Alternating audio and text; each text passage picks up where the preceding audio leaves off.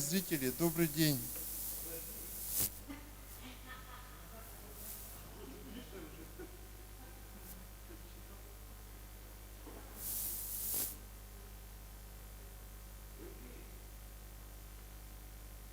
Добрый день, уважаемые зрители.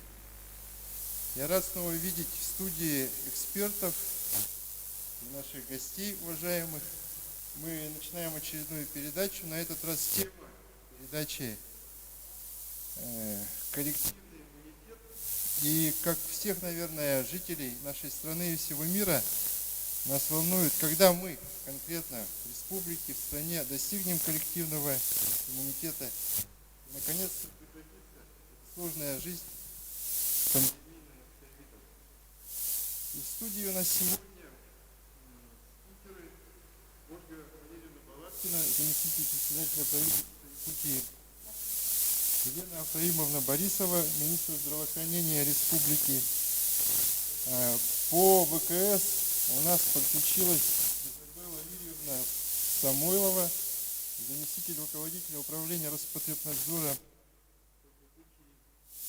Также в студии врач практикующий.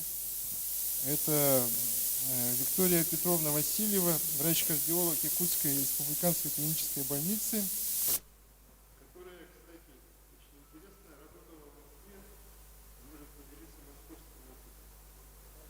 И по ВКС у нас подключились практикующие врачи, что немаловажно, так сказать, работающие в поле. Артем Михайлович Ксеноконтов, главный врач Чарапчинской ЦРБ, и Назар Никитич Петров, главный врач Оленевской ЦРБ.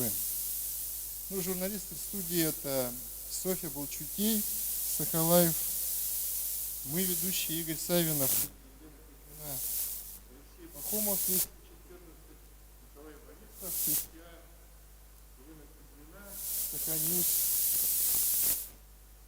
И, товарищи,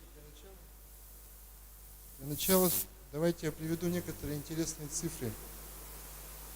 В США количество полностью привитых человек составляет 53% населения, в то время как в России 28% привитых, ну или 58% от плана. Вот сравните, хотя США больше по населению в 2 раза, но у них такие мощные показатели по вакцинированию. Я думаю, вот с этим как раз напрямую связано то, что у нас не очень важные показатели по смертности в России и в республике. В республике у нас показатели чуть, ну меня, если я не прав, поправят меня уважаемые гости, показатели у нас чуть-чуть лучше среднероссийских, или может быть не чуть-чуть, чуть лучше.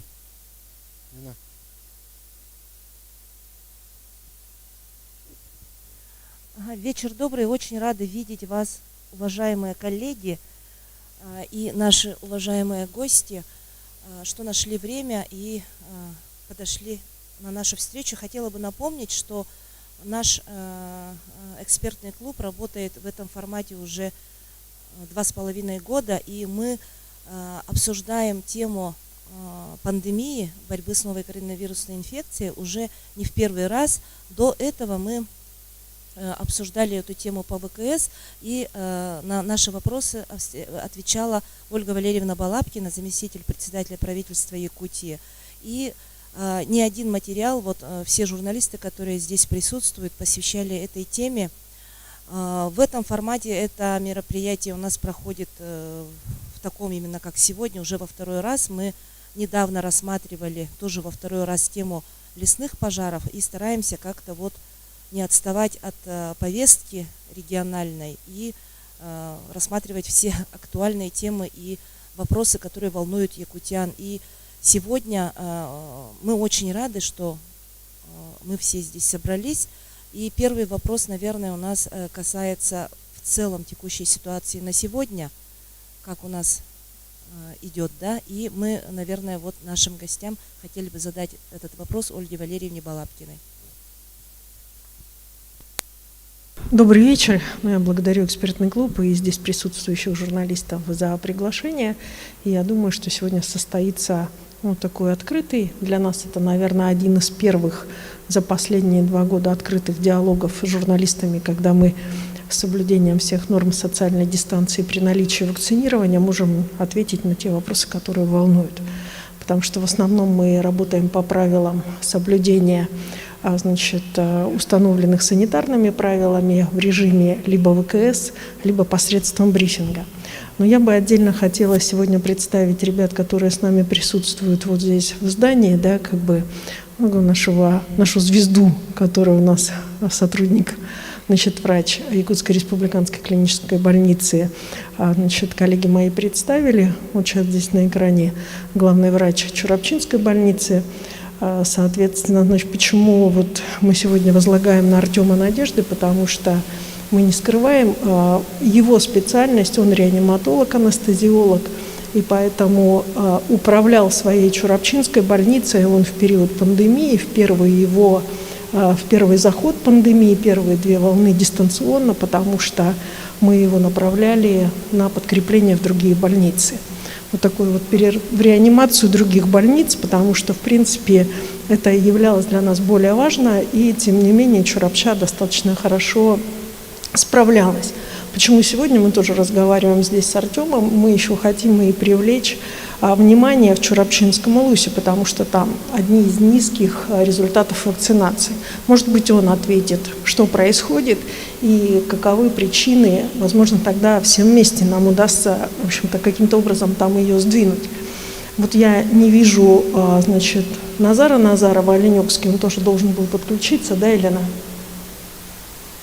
Да, если Назар подключился, да, то Назар у нас руководитель одной из северных больниц. Оленёкский улус у нас показывает по большому счету средние темпы вакцинации. Один из тоже интересных как докторов, так и вообще с точки зрения даже организации помощи улус, потому что он является северным, отдаленным, имеет несколько всего населенных пунктов в своем подчинении. И вот для нас очень важно было именно на нем, потому что мы тоже ему доверяем как руководителю, отработать такие вопросы, как доставка, потому что с вакциной были сложности по доставке по пути, холодильники, холодовые цепи и так далее. То есть вот эти вот все варианты. Ну и у него есть опыт, соответственно, работы и с оленеводческими бригадами, и с отдаленными, вакцинацией в отдаленных населенных пунктах. Ну и вообще, как северный народ, в отличие от нас, воспринимает вакцинацию. Елену Ефремовну Борисову представлять не надо. К текущей ситуации можно перейду. Да? Сегодня, если брать в целом по состоянию на 14 сентября 2021 года, в целом по республике зарегистрировано 51 162 случая подтвержденных случаев новой коронавирусной инфекции. Цифры, которые я называю в течение 2 лет и которые я называю сейчас, являются официальными цифрами Роспотребнадзора по республике Саха-Якутия. Получаем мы и снимаем их в оперативном штабе, начиная с 6 часов утра, каждый день в течение непосредственно уже 2 лет. Работают сотрудники оперативного штаба для того, чтобы собирать эту всю информацию по республике, и которые потом в дальнейшем для нас являются анализом ситуации в целом на территории республики. У нас за весь период 82,7% выздоровело население. Уже на настоящий момент сказать, что вот эта вот цифра для нас 82,7, наверное, это одна из небольших цифр. Обычно эта цифра у нас в процентном соотношении больше. Но здесь Елена Ефремовна лучше, чем я, объяснит, что происходит с новым вирусом. А он немножечко другой. Это сегодня уже подтверждают все. И поэтому, соответственно, и наши темпы лечения, выздоровления больных, они немножечко снижаются. Но на настоящий момент у нас 7732 человека находятся на лечении. Сегодня у нас есть, в принципе, в больницах во всех районах и в городе Якутске есть больные, так же, как и есть большое количество амбулаторных больных. Теперь к вакцинации. Вакцинация у нас, как вы знаете, началась, по сути дела, с декабря 2020 года, правильно же, да? мы экспериментально вакцинировали медицинских работников.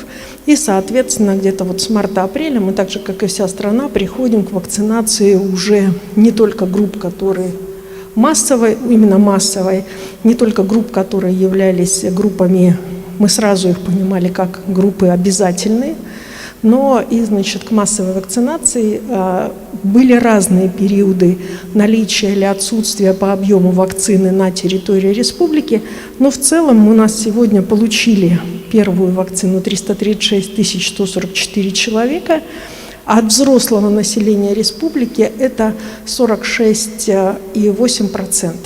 Если говорить относительно того, как мы выглядим на территории Российской Федерации, вот Лена Фреймовна мне сейчас подскажет, 9 место, да?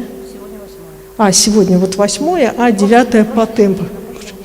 На прошлой неделе 9. То есть, мы в любом случае темпы держим, и, в общем-то, в целом, значит, задачу, которая поставлена, мы выполняем. Ну и, конечно, мы рассматриваем сегодня вакцинацию как один из способов защиты от новой коронавирусной инфекции, и она у нас четко вписана в саму систему. Вот. Я немного времени заняла. Старалась попасть в брифинговое время, но не получилось. Хотелось бы вот для начала определиться нам, что такое коллективный иммунитет, потому что разные данные есть. То ли это 80% от взрослого населения, то ли 65%. Вот. Может на этот вопрос ответить?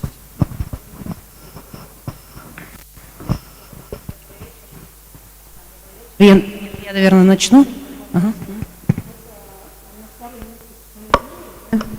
Я начала задавать вопрос: Маргарита Егоровна, Елена Фраимовна, когда это все закончится? Они говорят, если по учебнику мы должны достичь коллективного иммунитета.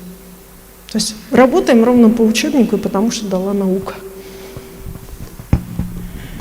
Действительно, есть эпидемиологические правила, и здесь, наверное, Изабелла Юрьевна меня поправит, если я что-то неправильно скажу. Всегда при всей вакцинации у нас есть группы коллективного иммунитета, когда мы считаем, что это 60% от взрослого либо от детского населения. Что касается ковидной вакцины, здесь мы прививаем только взрослое население, и, соответственно, расчет изначально шел на 60% от, еще раз повторю, взрослого населения. В дальнейшем мы смотрели и видели, что сегодня мы занимаемся, некое такое понятие есть экстренная вакцинация, когда мы должны это сделать быстро и сейчас. К сожалению, мы опоздали всей страной, и республика в том числе, и здесь надо, наверное, сказать, что, возможно, нам не хватило этих темпов за счет неготовности наших производств выводить большое количество в гражданский оборот вакцины, но надо сказать и отдать должное и Министерству здравоохранения, и штабу Голиковой, что при любом обращении, значит, нашей республики от имени главы нас всегда поддерживали, и вы видите, что сегодня у нас в наличии 485 тысяч доз вакцин, таких ни в одном регионе нет. И тем не менее, мы должны были это сделать очень быстро, еще раз повторюсь, всей страной. Мы затянули с этим процессом. В экстренной вакцинации у нас не получилось, и, соответственно, изменились и показатели. То есть с 60% мы перешли на 80% населения, и только таким образом научное сообщество все считает, что мы можем достичь оптимальных параметров для того, чтобы наконец-то каким-то образом разрушить эту цепочку передачи ковидной инфекции от одного к другому. Я предложу каждому из присутствующих в студии, и по ВКС, ответить на такой вопрос: вакцинировались ли вы, если не вакцинировались, по каким причинам. Это дело добровольное, но я думаю, тут все пришли говорить о ковиде и не будут скрывать этого. Давайте с журналистов начнем.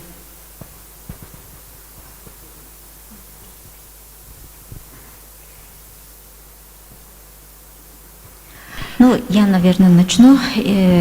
Как сказали меня зовут Виктория Петровна Васильева, я врач-кардиолог, работала в Москве в Филатовской больнице, 15-й городской клинической больнице.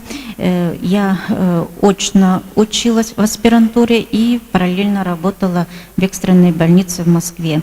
И в третьем году аспирантуру и у нас нашу больницу в апреле прошлого года экстренно перепрофилировали в инфекционную больницу в течение года.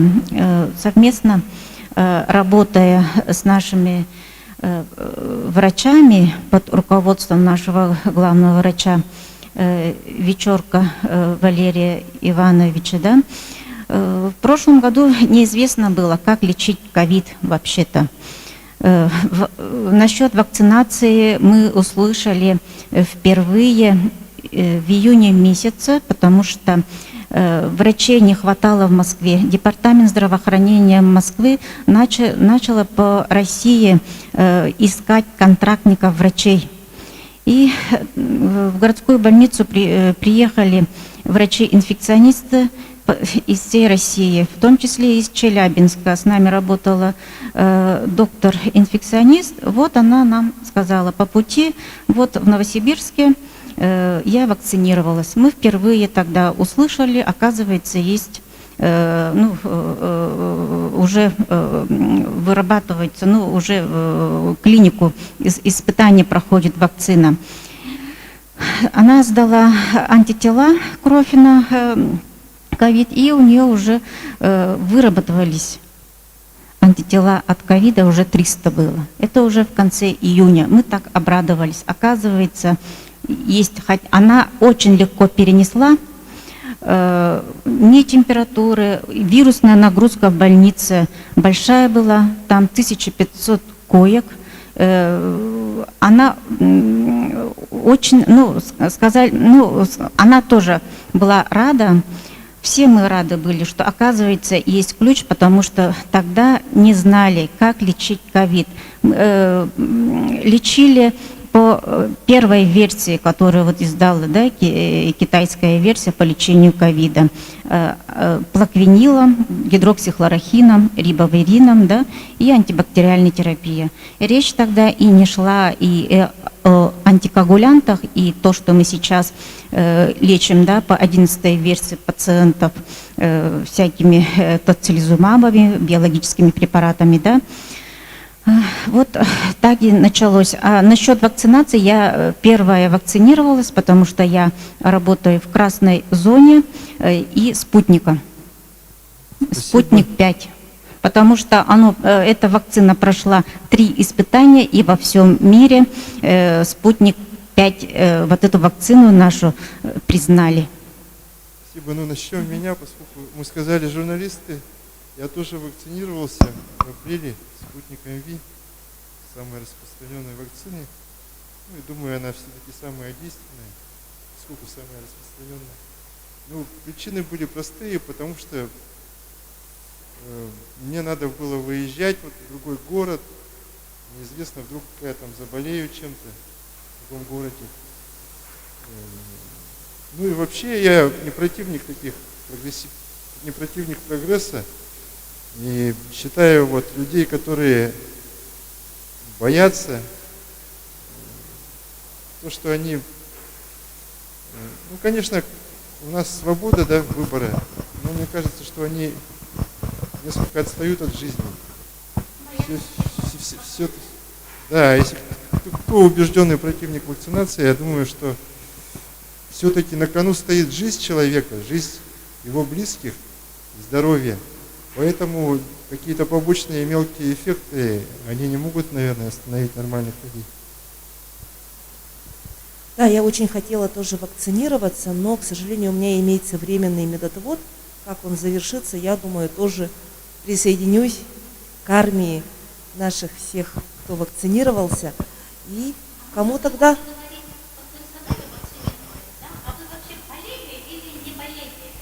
Я не болел. А я вот переболела. И вот у меня как раз еще, да. Давайте мы не будем здесь дискутировать по антителам, да, просто давайте все-таки пройдем окончательно по вакцинации. Кто вакцинировался? Допустим, вот он. Давайте я. Да. Дело в том, что я вакцинировалась, но как бы не планировала. А для того, чтобы вакцинироваться, в общем, была причина. Я планировала поехать в отпуск. И вторая, значит, причина. В нашем коллективе переболел сотрудник. Его отец, ну, такой возрастной, за 70 лет, он получил вакцину в феврале, и он переболел очень легко. Буквально 10 дней он здоров. А наш сотрудник, он болел 1,5 месяца. Сколько лет сотруднику? Ну, за 40. Да, да. И поэтому, ну, как-то подумала, ну, мало ли. Хотя я вообще считала, что у меня очень хороший иммунитет, и, ну, прививаться мне, наверное, не обязательно. Опять же, переболела я сразу после 2-го укола. Получила 2-й укол, буквально там через пару дней я уже заболела. В какой форме? Легкой? В очень легкой форме. Ну, практически день лихорадки, какой-то непонятного такого состояния. А потом, значит, на завтра у меня исчезло обоняние. И тогда я вызвала врача. Пока ехал врач, у меня обоняние мое почему-то вернулось. Ну, и больше не пропадало. Ну, по крайней мере, все прошло очень легко. Через буквально 10 дней у меня взяли повторный анализ, он уже был отрицательный.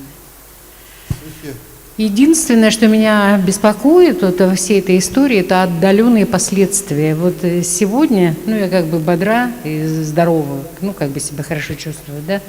А что будет там через год, 2-5, вот, возможно, будут какие-то последствия, возможно, их не будет, никто не знает. Значит, мы вакцинируемся вакциной «Спутник-5». И у меня вот вопрос, опять же, относительно этой вакцины. Мы вакцинируемся этой вакциной против уханьского вируса. А сейчас вот развелось вообще очень много штаммов, чуть ли не в каждой стране, на каждом континенте свой. И вот насколько эффективна вот эта вакцина относительно каких-то новых штаммов будет. Возможно, что мы будем вакцинироваться и думать, что мы защищены, хотя на самом деле, возможно, какой-то защиты от определенного штамма вируса. Ваш вопрос понятен? Коронавируса этого Давай я сразу не на него получится. отвечу. Да, Лен. Я на прошлой неделе была на форуме социальных инноваций регионов, на котором был круглый стол, панельная дискуссия, на которой присутствовал господин Гинзбург. Ему был задан этот вопрос, на который он отвечал сразу. Он сказал, что, безусловно, клиника его дальше продолжает делать другие вакцины на этой же базе. Сегодня данную вакцину они признают как эффективную, в том числе и против других вирусов. Другой разговор, они официально будут говорить через некоторое время о том, как изменился вирус и, соответственно, какие еще меры безопасности здесь возможны. Говорят об эффективности вакцины для всех штаммов. Это не вдаваясь там, из чего она состоит, поликарбонат, бенилькарбонат, там чего-то, там из чего сложено, то, чего мы с вами точно не знаем и спецами не являемся, да, это точно не нужно брать, да, в основу. Я только ссылаюсь на авторитетный источник по факту. Так, мы продолжим, да? Да. Мы в прошлом году с семьей переболели раза 3, наверное, короной. 2 раза у нас это. Да. По 3 раза. Почему? 3 раза болели всей семьей мы. Переболели короной, перенесли ее. Они же все вместе. Да, 2 раза у нас подтвержденная была, 3-й раз уже мы уже не стали заморачиваться. Получили таблетки, съели и все там. Да. Кошмар как. В этом году мои друзья первые пошли в вакцинацию, эти товарищи Сумченки, да. Тут потом на меня кое-кто носил, и пришлось мне тоже ходить. В принципе, я понимал, что надо вакцинироваться. Я семью свою сводил, потому что, на самом деле, тяжело, когда весь год это состояние болезненное какое-то, непроходящее. Но тем более сейчас уже узнаю, что люди, которые не вакцинируются, многие же умирают, на самом деле так. Тем более умирают уже люди, не пожилые, а достаточно молодые. Зачем это рисковать, такой риск больше не делать? И все, собственно говоря. Укололся я и пила короной. Там задумался, не стал спутник, что было, тем не уколоться. Все. Я да. Ага. Николай Борисов, есть я. Но у нас у государственных средств массовой информации всегда был доступ к авторитетным спикерам, поэтому на протяжении всей этой пандемии мы писали постоянно, и тут вопроса не возникало, вакцинироваться или нет, да? Тем более это повышает шансы элементарного выживания. Ну и опять же мера какой-то, она может быть социальной ответственности, то, что ты ходишь, во-первых, ты можешь заразить других, да, и, даже если не сдаешь там ПЦР и сам не знаешь то, что ты переболел. Ну и люблю жизнь, потому что, наверное, да, если ты долго болеешь, ты очень долго не работаешь, и это очень грустно, мне кажется. А ты болел или нет? А я не знаю, вот я болел, нет, мне фактически каждую неделю я сдавал ПЦР-тесты, они потом молча ко мне приезжали, и в нос засовывали это и уезжали. Просто... Софья правильно спрашивает, да. потому что я тоже, может быть, переболел на ногах, потому что Ну да. все в семье болели у меня. Шансов, что не переболел, как бы учитывая, что очень много спикеров было, опять же, ходил по красным зонам разным, делал репортажи, и мне кажется, было странно, если я не переболел. Другой вопрос возникает, вот у нас все меры вот принимаемые, я так понимаю, у нас план по вакцинированию, да, это фактически только взрослое население. У нас, ну, по последней переписи, около 20, ну, около четверти населения это дети, да. Дети, они очень социально активные товарищи, они всегда контактируют друг с другом. Я понимаю, что в школах какие-то меры принимаются, но в то же время у нас как бы не охватывается фактически как такие вещи, как общественный транспорт. И тут очень такие серьезные вопросы возникают по поводу того, что есть ли смысл, да, если вот такие вот серьезные у нас вещи, где вирус может распространяться, тем более это как бы основной из факторов. Вот это меня тревожит очень сильно на самом деле. Опять же, у нас вечные очереди возникают в некоторых местах. Вот мне кажется, в этом плане нам стоит поработать, как бы подумать, чтобы это улучшить. Спасибо. Вот, я тоже поставила вакцину, чтобы от меня все отстали. Как бы, да, вот была. И еще хотелось что-нибудь в лотерею выиграть. Там плюшки хорошие пошли, да. Ну, у меня такая работа, я журналист, я не писатель, я регулярно хожу по каким-то административным зданиям, чтобы получить информацию, чтобы с кем-то встретиться, да. И я не могу каждому охраннику доказывать, что у меня шикарный иммунитет, что я отношусь, по своему глубокому мнению, к 30% взрослого населения, которые в любую пандемию остаются здоровыми. Меня миловала корь, скарлатина, там, ветрянка и другие какие-то такие заболевания, которыми считаются, что люди болеют раз в жизни. Да? Поэтому я как бы уверена, что я выбираю здоровье, что мой организм легко справляется с болезнетворными бактериями и вирусами, что я могу, даже если все будут там штабелями падать, пройти через все это минное поле и остаться при этом совершенно здоровой. Но правила игры устанавливает государство, оперштаб, например, да, вот представители которого сегодня здесь. И правила игры такие, что мы, например, вот прицельно все время нас заставляют делать вакцину, заставляют там соблюдать какие-то маски носить. Я не могу дышать в этой маске, если можно ее не носить, я стараюсь ее не носить, да, например. И чувствуешь себя как дичь, на которую государство ведет какую-то охоту. И как нормальная дичь хочется выйти из этого поля прицела, например, да. И у меня возникает, вот вопрос, почему у нас все время заставляют людей, например, почему нет выбора?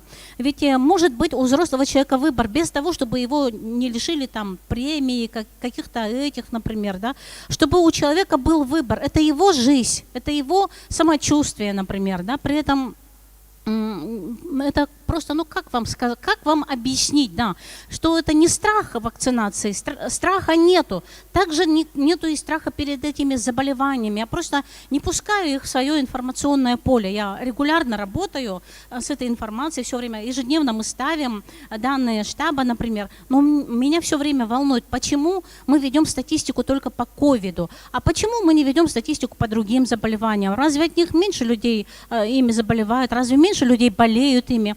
Все время как будто во всем мире одна опасная болезнь, коронавирус, как будто у нас не умирают люди от сердечно-сосудистых, там, от желудочно-кишечных, от онкологических. Почему ударились в такую плоскость, игра в одни ворота идет, да?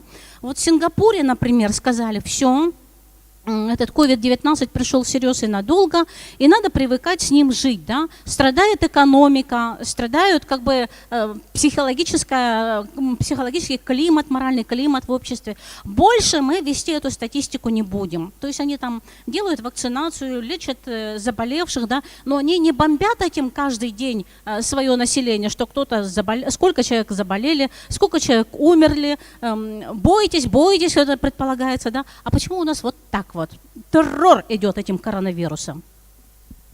Спасибо. А мне хотелось бы, чтобы прокомментировал выступление Софьи Волчукей, практикующий врач. Артем Михайлович, вы слышите, да, меня? Слышно, да, ага, добрый вечер. Можете прокомментировать? Вот вы как практикующий врач, что можете сказать тем, которые вот надеются, может быть, на свой иммунитет? Ну, не надеются, а уверены, уверены в своем иммунитете, вот именно, и не стремятся вакцинироваться.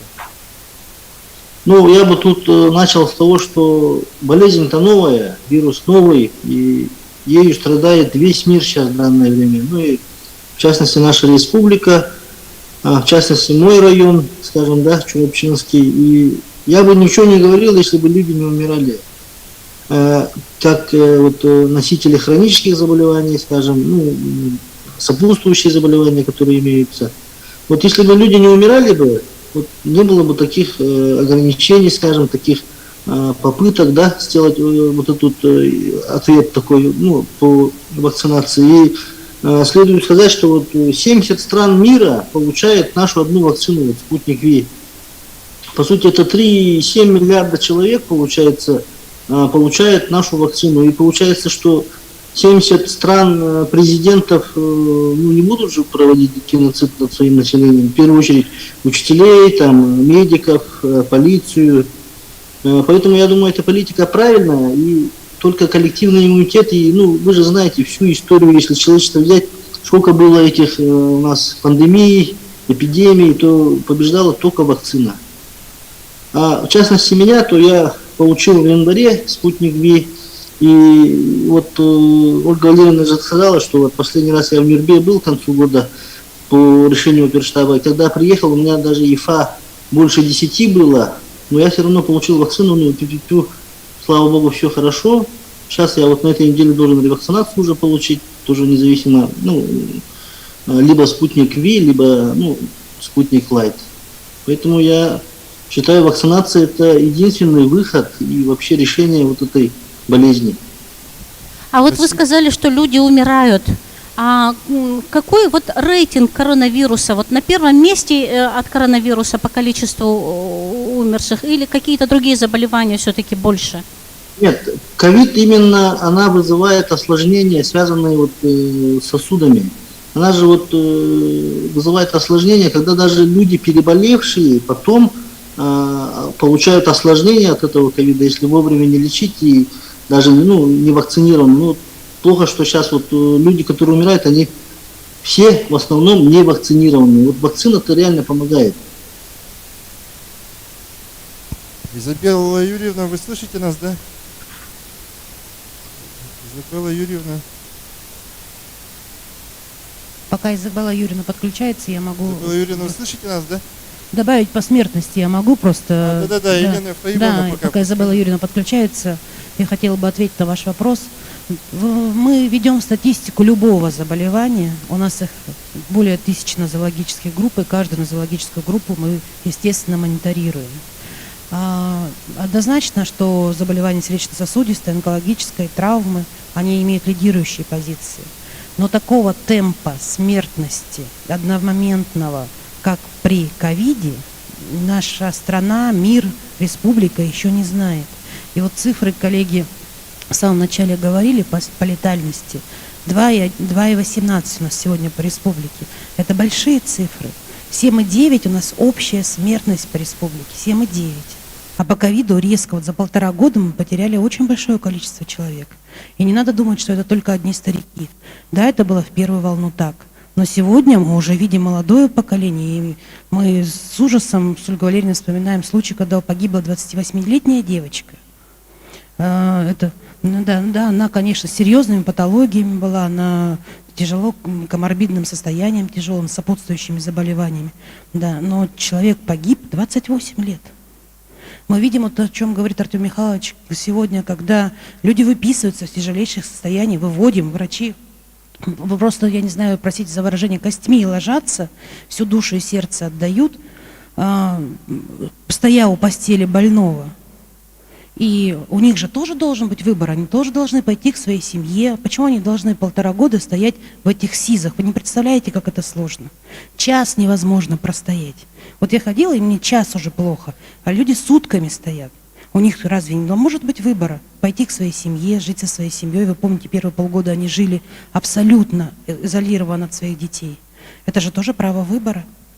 А когда люди невакцинированные выходят, выхоженные, работников, и потом бывают отдаленные осложнения и погибают от тромбоза. Вы тоже, наверное, слушали этот случай с молодым человеком. Вот тромбоз, просто тромб оторвался и все, и человек погиб молодой. Можно не вакцинироваться, есть у каждого право выбора, конечно. Но мне кажется, у каждого должно быть, помимо веры в свой иммунитет, и Артем правильно здесь сказал, мы не знаем, что это за вирус. Вот доктор говорит, мы не знаем, как его лечить. Даже все научное сообщество мира сегодня не имеет одной четкой тенденции правил. И не знаем, как оно поведет. Это не корь столетней инфекции. Это, там, я не знаю, не полиомиелит, который мы, кстати, победили во всем мире только благодаря вакцинации. Можно надеяться, но есть люди рядом, есть женщины беременные, есть дети, о которых вот говорили, которых мы не можем вакцинировать. Разве мы не должны сегодня о них подумать? Право выбора, конечно, у каждого. И у каждого это на своей совести. Нет, это просто слова права выбора. Вы же лишаете премий, вы как бы людей переводят на какую-то низкооплачиваемую работу. Это не есть выбор, например. Я объясню, да? Мы же переходим так постепенно к теме, которая называется добровольная, принудительная и обязательная вакцинация. Да? Мы же к ней пытаемся подойти сейчас, сказать, мы там лишаем премии и так далее. В целом существует достаточно сложная санитарно-эпидемиологическая обстановка в республике. В связи с этим 19 мая вынесено постановление Роспотребнадзора, которое определяет категории граждан, для которых вакцинация является обязательной. Обязательной. Не принудительной, а обязательной. Она добровольная, но она обязательная. Ты работаешь рядом с людьми. Вы спросите ее, зайдет она или Артема, зайдут ли они без вакцины в красную зону? Сейчас, завтра, послезавтра. Что она скажет без врачей? А учитель? Почему учитель должен подвергать себя в том числе риску? Почему вот в этой группе людей оказываются люди, которые работают, которые могут перенести эту инфекцию? Да? О чем говорит сейчас Коля? Он говорит, Ольга Валерьевна, наведите порядок в автобусах. Да что за безобразие? Вы их чистите, эти автобусы? Да чистили мы 8 месяцев автобусы, 10. И сейчас мы чистим автобусы. Но это мы с вами друг к другу прижимаемся в автобусе. Сами. Но не может власть каждого ходить и говорить, да отодвиньтесь, отодвиньтесь. Полоски нарисовали, тем не менее. Да?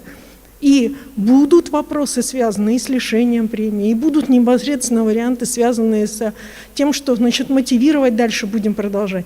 Есть группа работников, для которых вакцинация является обязательной, потому что они могут перенести эту инфекцию на других. Они в этой группе.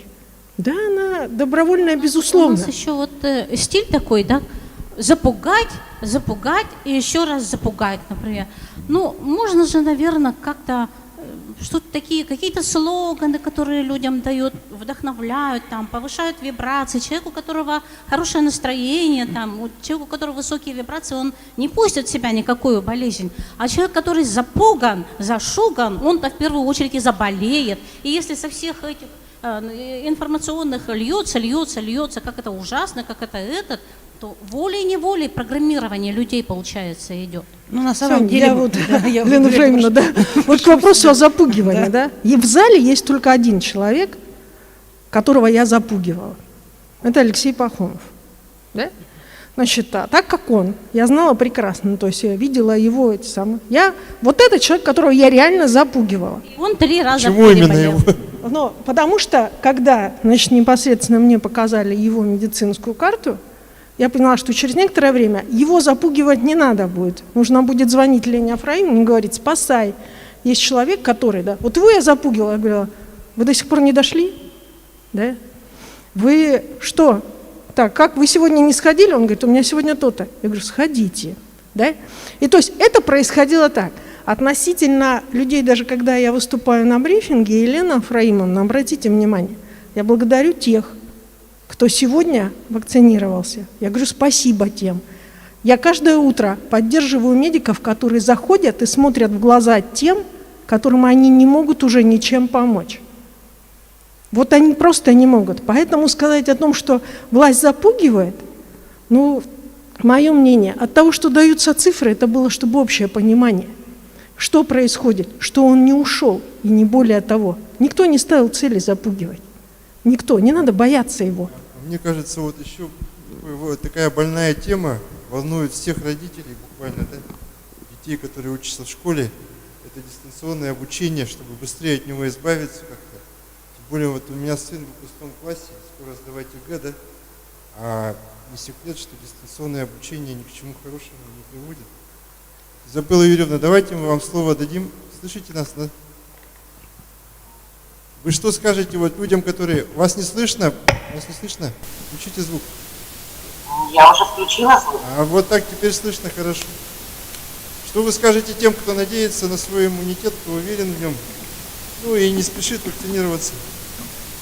Как санитарный врач, что вы скажете? Ну вот, здравствуйте всем участникам. Я вот слышала некоторые вопросы и вот хочу подключиться. Но начну, наверное, издалека, из-за печки. Вот я услышала вопрос, что такое коллективный иммунитет. Коллективный иммунитет – это когда он бывает высоким, бывает низким. Вот 20% это тоже иммунитет, он тоже коллективный. 80% это тоже иммунитет, он тоже коллективный. Мы все устали от масок, от локдаунов, от дистанционного обучения, от ограничений. У нас нет концертов, нет таких полноценных встреч. Для того, чтобы вернуться к нормальной жизни, нам нужно достичь 70% не менее. А сейчас уже ставится задача 80% коллективного иммунитета. И вы поймите правильно, из этой ситуации мы можем выйти только вместе. Не один отдельно взятый человек, который позаботился о своем здоровье и поставил прививку, а только вместе. Вот когда будет 80, вот тогда все общество оздоровится. Тогда, возможно, мы придем к тому, что будем ходить без масок, к тому, что не будем соблюдать такие строгие правила, там, работа общепита до 12 часов. Тогда откроются детские площадки. Только вместе. Мы не должны думать только о себе, вот поставил и все. Мы должны думать об окружающих. Поэтому не получится так, что вот один привился, другой нет. Или остановиться на полпути. 46% привили, а остальные, значит, свободны. Не выйдет. Мы будем в таком затяжном положении вот постоянно. Дело в том, что вирус, он еще постоянно мутирует. Мы уже знаем несколько, там сотни видов мутаций различных. Из них эпидемически значимо, вот сегодня ВОЗ определила 5 уже видов. Это вот вы знаете, этот британский, индийский, бразильский, и вот теперь у нас индийский. Вот у нас в республике сейчас 92% это все штамм Дельта, вот индийский. Появился еще один новый, теперь уже штамм, который может к нам прийти из Латинской Америки, США. Это штамм Нью. Сейчас говорят о штаммах Лямбда. Вы понимаете, чем быстрее мы достигнем этот коллективный иммунитет, тем быстрее мы вытесним вообще этот вирус ковида из нашего общества. И тогда эти 80%, которые были привиты, они защитят тех людей, 30%, которые остались по тем или иным причинам не привиты. Вы знаете, это только вместе. Мы связаны одной целью и скованы одной целью. Поэтому тут, ну, действительно коллективное сознание должно быть. Так, по поводу, чего сказали там, что дети болеют. Действительно, вот с началом учебного года у нас усилились миграционные процессы. Все вернулись из разных регионов. И, как и следовало предполагать, у нас в первую же неделю учебного года начинается подъем ОРВИ. Ковид – это тоже сезонное заболевание. Оно тоже относится к группе респираторных инфекций. Соответственно, и усиливается и заболеваемость ковидом, риски возрастают. Поэтому у нас задача стоит перед ним быстрее нужно это все сделать. Иначе нас захлестнет волна как гриппа и ОРВИ, так же еще и ковид. А это очень неблагоприятный прогноз для те группы населения, которые у нас особенно слабые. Это вот пожилые люди 65 лет и старше и имеющие хронические заболевания. В США уже начали вакцинацию детского населения с 12 лет. У нас в России пока еще детская вакцина до конца не доделана. Вот обещают ее в ближайшее время, в сентябре, в октябре. Поэтому возможно, что и подросткам, детям будут ставить эти прививки. Я бы с удовольствием привила своего сына, но, к сожалению, не хватает ему 3 месяцев, чтобы вот поставить эти прививки. Так, ну, все, наверное. То, что я услышала вопрос, попыталась ответить. Изабелла Юрьевна, подскажите, а сегодня вот в школах, да, и в вузах, и вообще, может быть, даже в детских садах, какие должны соблюдаться требования Роспотребнадзора? Но эти правила известны, уже обозначены как 2 года, и они соблюдаются. Это обязательно фильтры, утренние фильтры, когда приводят ребенка в детский сад, туда нельзя допускать больных. Обязательно термометрия, опрос родителей, имеются ли какие-то признаки острого респираторного заболевания. Там должен соблюдаться температурный режим, должны быть антисептики, должны работать рециркуляторы, вот эти ультрафиолетовые лампы. По определенному режиму они должны включаться, выключаться. Естественно, люди должны соблюдать правила личной гигиены, как можно чаще мыть руки. Дело даже не в том, чтобы перчатки там носить обязательно. Руки надо мыть чаще, потому что вирус через руки не передается, заносит люди и в рот, и в нос, и в глаза, и так далее. И обязательно, чтобы персонал был там привит. У нас нет требований прививать детей, мы не можем, но персонал должен быть привит в образовательных организациях. И поэтому действительно, если там человек не имеет прививок при отсутствии противопоказаний, то его действительно должны отстранить это.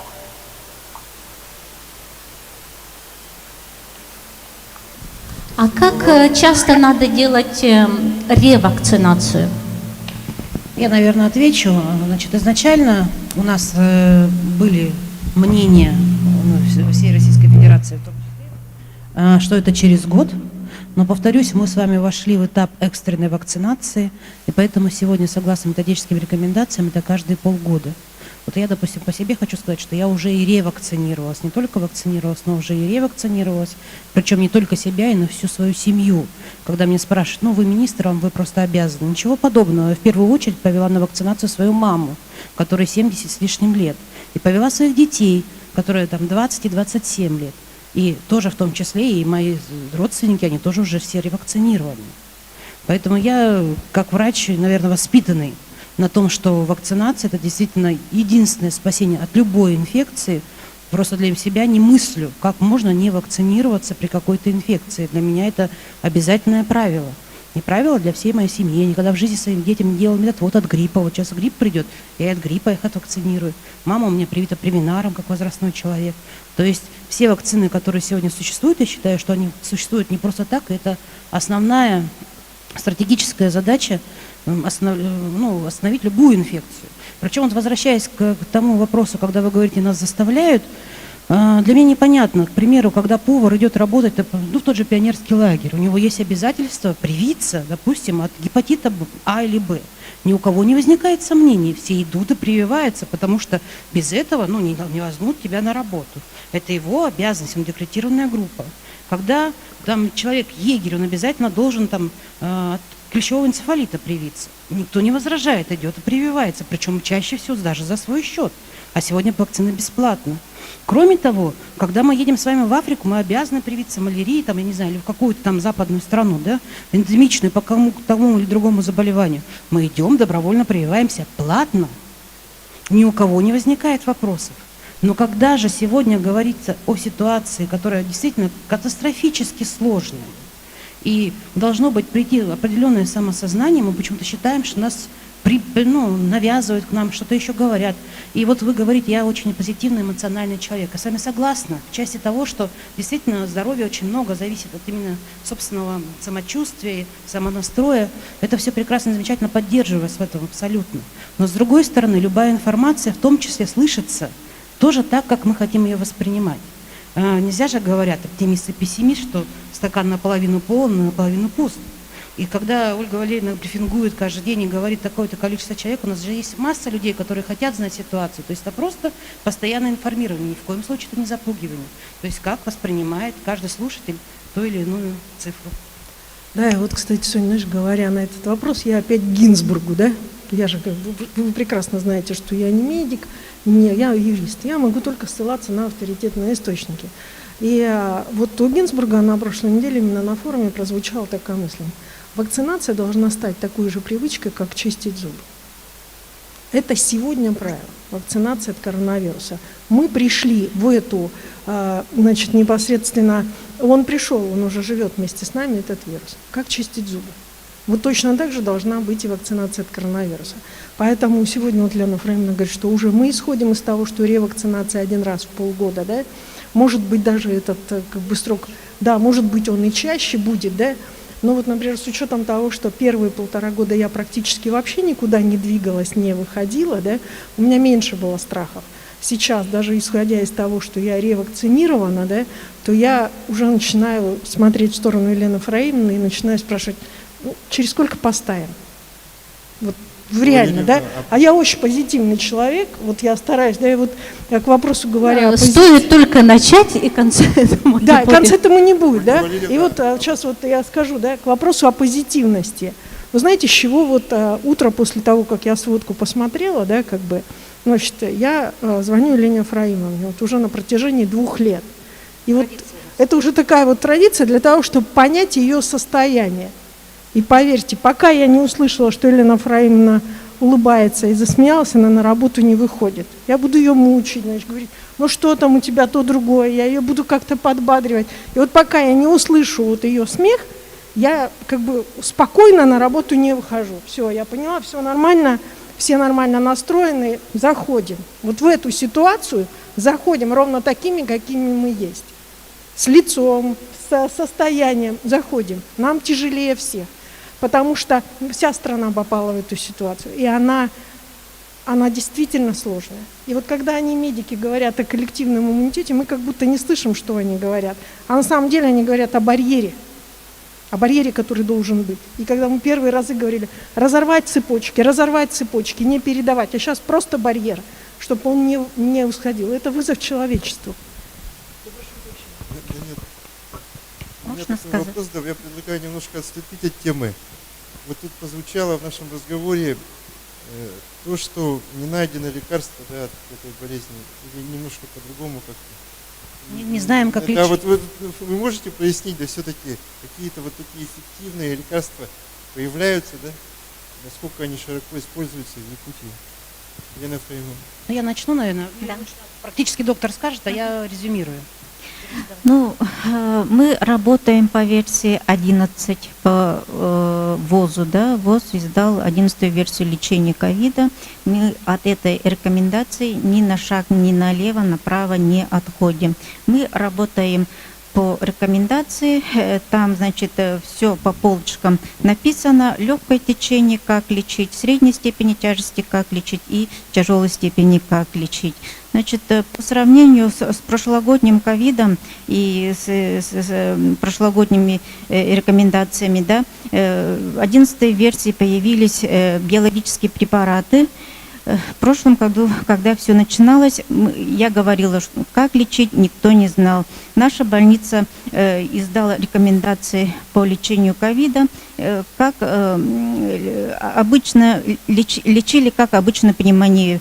Там антибактериальная терапия, плюс еще рекомендация вот уханьской, по китайской версии, плюс еще гидроксихлорохина, противовирусные там от гепатита, рибавирина были, да. В этом году, значит, появились биологические препараты, как говорила это, Илсира, Артлегия, ну вы, наверное, не знаете. И, уже все знают. Да, Актемр, это цилизумаб, вот это, да. Ага. Вот, и, значит, работая в УЛУС, у меня, получается, я работала в Москве, потом в районной больнице, да, и сейчас работаю в ЯРКБ. что сказать, получается, в илузном периоде в основном ковид лечат глюкокортикостероидами и антикоагулянтами, то есть разбавляют, кровь разбавляем, да, гормональная терапия и плюс антибактериальная терапия. Второй этап пациента начинается уже в ЯРКБ. Я уже это в республиканском масштабе говорю. Значит, в ЯРКБ там биологические препараты очень используются. Илсира, да, вот то, что я сейчас не стану перечислять. И работает очень, я заметила, здесь в ЯРКБ у нас работают очень профессионалы, наши специалисты-пульмонологи, да, которые очень хорошо разбираются в КТ. Пульмонологи, они у нас сами смотрят КТ онлайн, да, вот пациент, он поступил, сами смотрят, тут же открывают КТ пациента, и тут же они коррекцию лечения делают. Я бы сказала, у нас специалисты даже лучше, чем в Москве. Специалисты очень хорошие, это наши пульмонологи Барашкова Татьяна Викторовна, да, Савина Мария Борисовна и Ольга Алексеевна Климова. Я бы вообще, я горжусь, что работаю с ними вместе. Очень приятно слышать, да, такое, тоже что в нашем ЕРКБ специалисты лучше, чем в Москве. Да. Человек, который везде работала. Ну, надо, да, я просто продолжу, да, можно Да. в части, вот как раз спасибо докторам. Ну, я как министр не могу не сомневаться в компетенции наших докторов, всегда пытаюсь доказать населению, которое хочет выезжать там в Москву, в Питер лечиться или еще куда-то, что у нас компетенция докторов не хуже, а может и лучше. И меня, может быть, даже не хотели слышать, но поскольку я должна защищать профессионально, да, свое медицинское сообщество, но есть мнение других людей. Вот, в частности, человек вообще абсолютно далекий там, от политики, он чисто клиницист, приезжают к нам, вот буквально недавно у нас приезжали, да, большая комиссия, направленная, значит, Мурашко, коллеги, практические врачи тоже. Сегодня у нас врачи с ФМБА находятся в нашей республике, и все отмечают высокий профессионализм наших докторов. Причем это касается не только ковидной ситуации на сегодня. К нам приезжают там научные центры травматологии, кардиологии, нефрологии, то есть по всем направлениям. И все всегда говорят о профессионализме докторов. Что же касается лекарственных препаратов, да, действительно, у нас 11-я версия уже. Мы знаем, на самом деле ковид, надо дать должное Министерству здравоохранения Российской Федерации, это единственное заболевание сегодня во всем мире, наверное, может быть там вообще в целом, где прописан каждый шаг, прописан вообще реально. Там 200 страниц методической рекомендации по одному заболеванию. Там написано от начала входа в дверь к пациенту на амбулаторном этапе и, простите, провода в последний путь. Досконально каждый шаг. Написано все виды лекарственных препаратов, все виды анализов, как корректировать. Причем есть отдельные рекомендации по беременным, есть отдельные рекомендации по онкологическим больным. То есть настолько расписан этот ковид, что вроде бы у врачей сомнений-то и не должно быть, как лечить. Оно везде лечение одинаковое. И здесь сегодня это так, действительно так. Но о чем говорят врачи? Не каждый человек поддается тому или другому лечению. То есть мы можем назначать кому-то один лекарственный препарат, он к нему подходит, другому он совершенно не дает эффекта. Мы понимаем, что такое понятие есть персонализированная медицина. Дальше, вот занимаясь приемом большим, достаточно у нас в республике достаточно активно принимаются иммунологические препараты, которые, значит, тяжелого профиля, но это жесткие иммуносупрессоры. То есть как дальше поведет организм себя.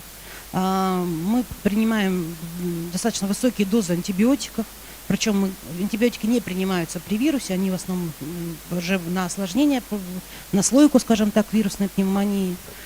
Поэтому, одно и самое главное и важное, лучше вообще не болеть. Да, мы лечим, да, мы выводим пациентов, вы видите, у нас в принципе низкая летальность, но мы не знаем их последствий дальнейших. Что касается лекарственных препаратов в аптечной сети, то вот мы сегодня как раз с представителем Росздравнадзора разговаривали, они каждый день мониторируют. Сегодня лекарственные препараты, допустимые в продаже в розничной сети, имеются. Есть проблемы в тяжелых препаратах, такие как Актемра, все тоже про нее знают, это Целозумаб. Если буквально месяц назад он был в дефектовке по Российской Федерации, то уже практически месяц он сегодня в дефектовке по миру. Нет лекарственного препарата, выпускает его практически одна страна. Есть затруднения с некоторыми тяжелыми лекарственными препаратами, например, коммуноглобулины, да, или даже инсира с кевзарой, да. Промышленность, мы напрямую работаем с Минпромторгом России. Они нас, в принципе, всегда поддержат, если есть возможность. Но, к сожалению, бывает такая ситуация, как сейчас сложилась. По всему миру нет целлузамаба. Мы ждем. Поэтому, еще раз говорю, для того, чтобы не допускать вот таких тяжелых случаев, чтобы вам когда-нибудь, не дай бог, понадобились эти лекарственные препараты, ради бога, привейтесь. Мы видим сегодня статистику, Ольге Валерьевне даем, что сегодня вот там 99 у нас людей лежит в реанимации, из них 87 человек это не вакцинированные. Не вакцинированные. Либо вакцинированные, не завершенные до конца. То есть не успели пройти вторую дозу, не успели пройти 21 иммунный статус. Те люди, которые вакцинированы, да, они болеют, да, к сожалению, тоже умирают. Но это настолько минимальный процент. И я все время говорю, что на самом деле вакцина не призвана для того, чтобы человек не заболел. Болеют. Самое важное, чтобы он не заболел тяжело. Вот для этого создана любая вакцина. Да, вот Лена Фреймовна, да, когда говорила, я хочу обратить внимание, да, что медики, которые работают у нас, сразу была поставлена задача, что мы их учим. Учим постоянно. Мы учились вплоть до того, что, значит, китайские коллеги учили по телемосту правильно одевать маски. Вот как правильно одевать маски на азиатское лицо. Да? Для того, чтобы нигде ничего не проходило. К сожалению, Ольга Валерьевна абсолютно правильно говорит, потому это, что... Даже это, да? Да, чтобы подбородок в красной зоне, он, да, не подкладки допустим. делали на нос и так далее. Это действительно была особая проблема. Может, помните, да, был такой огромный скандал. У нас там медики заклеены, значит, скотчем и так далее. Я всегда говорила, я буду заставлять медиков заклеиваться скотчем, чтобы мне не смотреть в лицо их родителей, мужей и так далее, потому что они находятся в красной зоне. До сих пор клеим. До сих пор клеим, потому что это правильно. Те маски просто не приспособлены, простите, на переносицу азиатского народа, да, поэтому мы действительно проводили телемост с китайцами. Каждый момент, значит, наши ребята, как только от Минздрава России появилось такое предложение, да, значит, обучить наших ребят, сразу они выехали, мы первые были, на нас смотрели, говорили, а вы что-то не умеете? Он говорит, нет, вы нас просто возьмите, нам важно.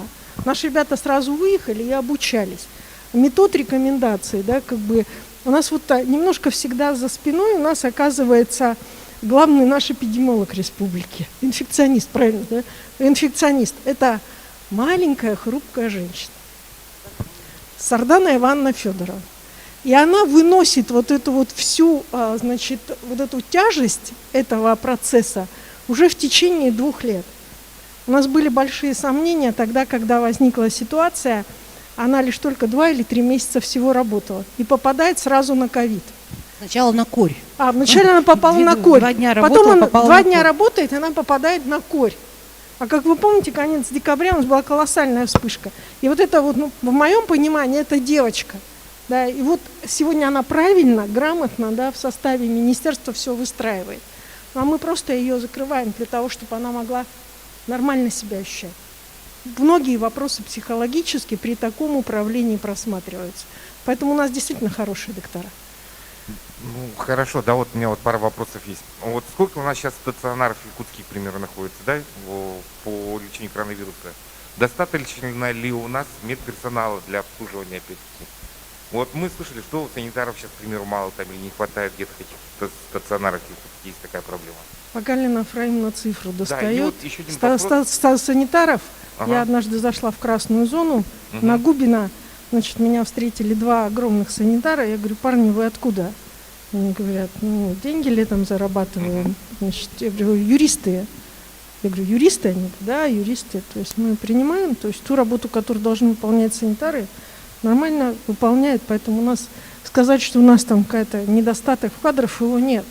Другой разговор, Алексей, я слышу тебя, о чем ты спрашиваешь, да, как бы, готовы ли мы безгранично расширять объемы для того, чтобы возле каждого больного поставить санитара или медсестру? Нет, не готовы. Мы готовы выполнять стандарт оказания медицинской услуги. Стандарт оказания медицинской услуги.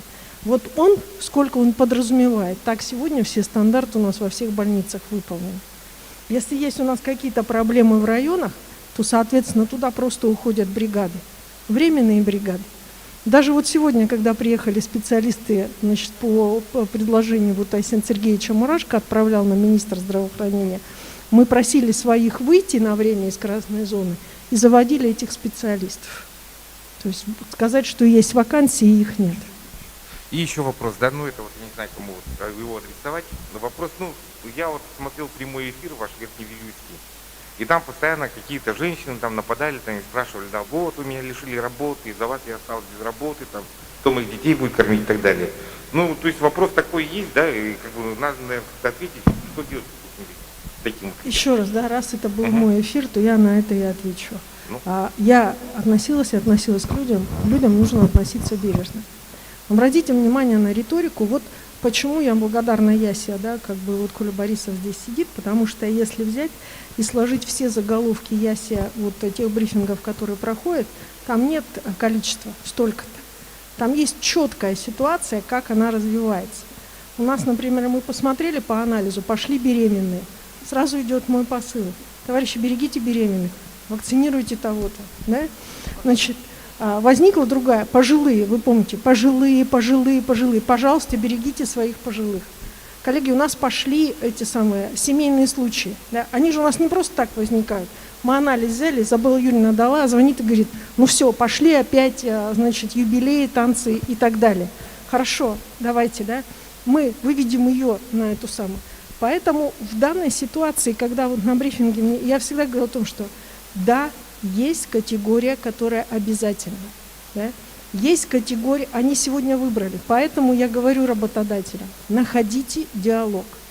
Если у человека медотвод на основании иммунологической комиссии, берегите его. Берегите. Он в колоссальной зоне риска. В колоссальной. Поэтому, если невозможно удаленка, создайте ему такие условия, чтобы он не контактировал меньше. Вот это вот об этом всегда это говорилось, точно так же Верхневилюйский.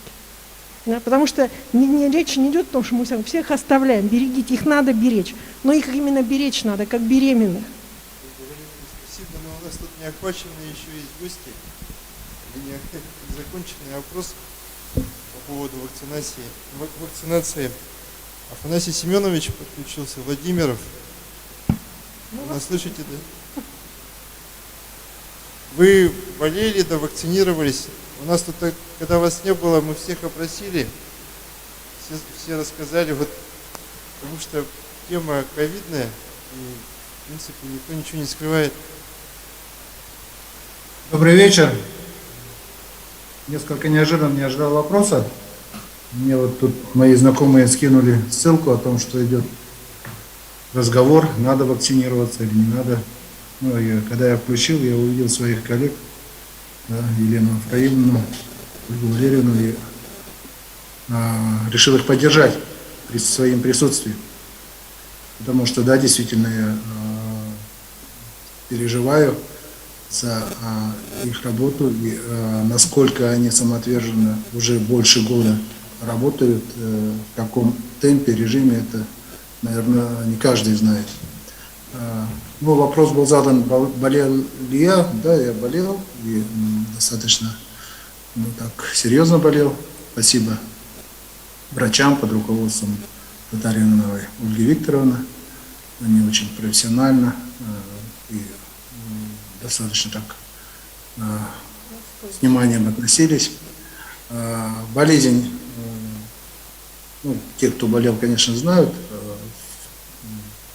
коварная, и когда чувствуешь себя очень плохо, когда все тело ломит, и некоторые моменты сознания работают совсем не так, как нужно, да, становится страшно не за себя, а за своих близких. Поэтому я всем своим родным, близким всегда рекомендую вакцинироваться. Мои сестры, братья и дети, у нас достаточно многодетная семья, все вакцинировались, и наша мама в таком возрасте, что достаточно мы за нее беспокоились. И тоже мы ее вакцинировали, и сейчас все ну, как говорится, живем и радуемся жизни. Болезнь уносит наших близких, и от ковида умерла моя любимая учительница Тимофеева Раиса Егоровна зимой, человек, который дал путевку мне в жизнь своими знаниями, своей энергетикой, своим таким жизнеутверждающим подходом. К сожалению, ее сейчас нету, и мне ее не хватает. После ковида умер уже мой старший наставник Василий Егорович Васильев Харасхал, писатель, драматург. Мы с ним долгие годы дружили, совместно реализовывали различные проекты. Он болел, относился к своей болезни несколько так, как будто он победил ее, и уже сразу же после выхода из больницы начал действовать достаточно активно, выезжал в различные поездки, то есть не берег. Хотя мы ему настойчиво говорили, что нужно беречь, нужно ограничить движение. Ну и, конечно же, организм не выдержал, и сейчас с нами Василия Егоровича нет. Поэтому не нужно терять родных, близких, нужно относиться с ответственностью. Я не понимаю тех людей, которые говорят, что вот вакцинирование это какое-то чипирование или еще что-то. Я не думаю, что наши врачи, которые дают клятву Гиппократа, сегодня работают ради каких-то там фантастических вымыслов. Они ответственны, они любят, также любимы и хотят, чтобы люди долго жили здоровыми и счастливыми. Я преклоняюсь перед работой врачей. Большое им спасибо. Ольга Валерьевна, Елена Афраимовна, крепитесь, как говорится, я как коллега вас всегда поддерживаю. Вот. Поэтому призываю всем вакцинироваться. Афанасий Семенович, прошу прощения, можно я это сам? Вот, кстати, да, убеждаем, давим или что делаем? Можно я скажу, я всегда очень хорошо тоже относилась к Харасхалу, да? Когда Василий Егорович заболел, мы его, в общем-то, практически вели, индивидуально, смотрели, постоянно выясняли, как состояние и так далее. Когда он вышел, как бы по-человечески радовались и в больнице, потому что, действительно, он достаточно сложно пережил. А вот потом, когда он начал активную деятельность, да, я дважды поднималась в кабинет к Афанасию Семеновичу и говорила: пожалуйста, останови его. Пожалуйста, просто останови, не надо, невозможно так совершенно, да, но мы же убеждены в своем организме, мы верим в свои силы, в свой иммунитет. И спасибо, Афанасию Семеновичу, что вы меня тоже слушали, не выгоняли за это из кабинета, что я на вас там давлю, но все наши мысли, они всегда были только для того, чтобы мы понимали, что не все так просто. А вот такой вопрос хочется задать Ольге Валерьевне и Лене Афраимовне, да? Вот врачи же сказали, что год назад, 1,5 года даже назад, да, непонятно было, как лечить, новое заболевание, пандемия пришла, а у вас статистика идет, да, каждый день сколько-то заболеет, сначала первый человек занес там, потом от него очаг пошел, потом этих очагов, и все это идет. Как вы себя чувствовали при этом? Как вы себя чувствуете сейчас? Вы привыкли с этим жить? Или как вы, ваше состояние внутреннее какое было, когда все это только начиналось? И сейчас как вы с этим живете? Вы все время в этом информационном поле. Очень тяжело. Елена Афраимовна, с чего начинаем? Тем более много вас критиковали. 2 блондинки, есть Вот слушайте, она справляются там. Вы же читали, знаете, да, что вот такие были мнения. Ее смех. Вот, все. Достигнута ситуация. Достигли ровного состояния. Начинаем идти. Вот без ее смеха день не начнется. Поверьте, вот как сейчас. Лена, может, твоя очередь. Не знаю, как на это ответить. Невозможно было себя не собрать волю в кулак, невозможно было не впрячься, не начать, взять не то что ответственность колоссальнейшая, потому что мы с Ольгой Валерьевной посчитали, 110 нормативных актов мы сделали, да? 110 нормативно-правовых 110 нормативно-правовых актов сделали, которых никогда в мире не было. Они касались всего, они касались, начиная с оперативного штаба, значит, всей деятельности отраслей всех, ну и заканчивая, конечно, медицинской деятельностью. Тут вопросов нет, у нас их еще больше. Все всегда было впервые, и это развертывание обсерваторов, я прям помню, у нас просто исторически, мы вот книгу с Ольгой Валерьевной будем писать. Возможно, когда-нибудь там Ольга Валерьевна отразит свои эмоции, а я чисто статистику медицинскую. Была несчастная ЧНД, известная во всей стране. То есть такие вещи, которые не только там нашей республики касались, но я хочу сказать, что те кейсы, которые были проработаны оперативным штабом, значит, который возглавляла глава Ольга Валерьевна, является замом, и те кейсы, которые были разработаны в Минздраве, они сегодня работают по всей стране. Взять этот пример ЧНД, это вахтовые поселки, регламент по вахтовым работам. Да. Изабелла Юрьевна что-то вы хочет добавить, да? Вот. Я просто помню, как мы с Изабеллой Юрьевной ночью сидели, вдвоем писали этот несчастный регламент по ЧНД. Помнишь, ведра, туалеты рассчитывали и тому подобное. Расслабиться себе возможности быть непозволительно. Жалеть себя непозволительно. Мы решили определенно, что мы остаемся двумя блондинками. Да, для того, чтобы не путали, я вот начала волосы отращивать, кто заметил, да? Значит, что у нас это... Но хэштег «две блондинки» мы так и остаемся.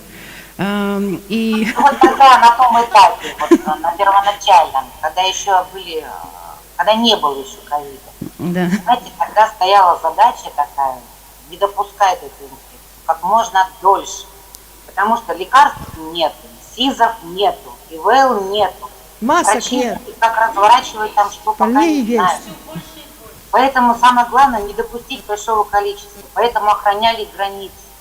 Поэтому хватали там каждого и размещали в этот обсерватор.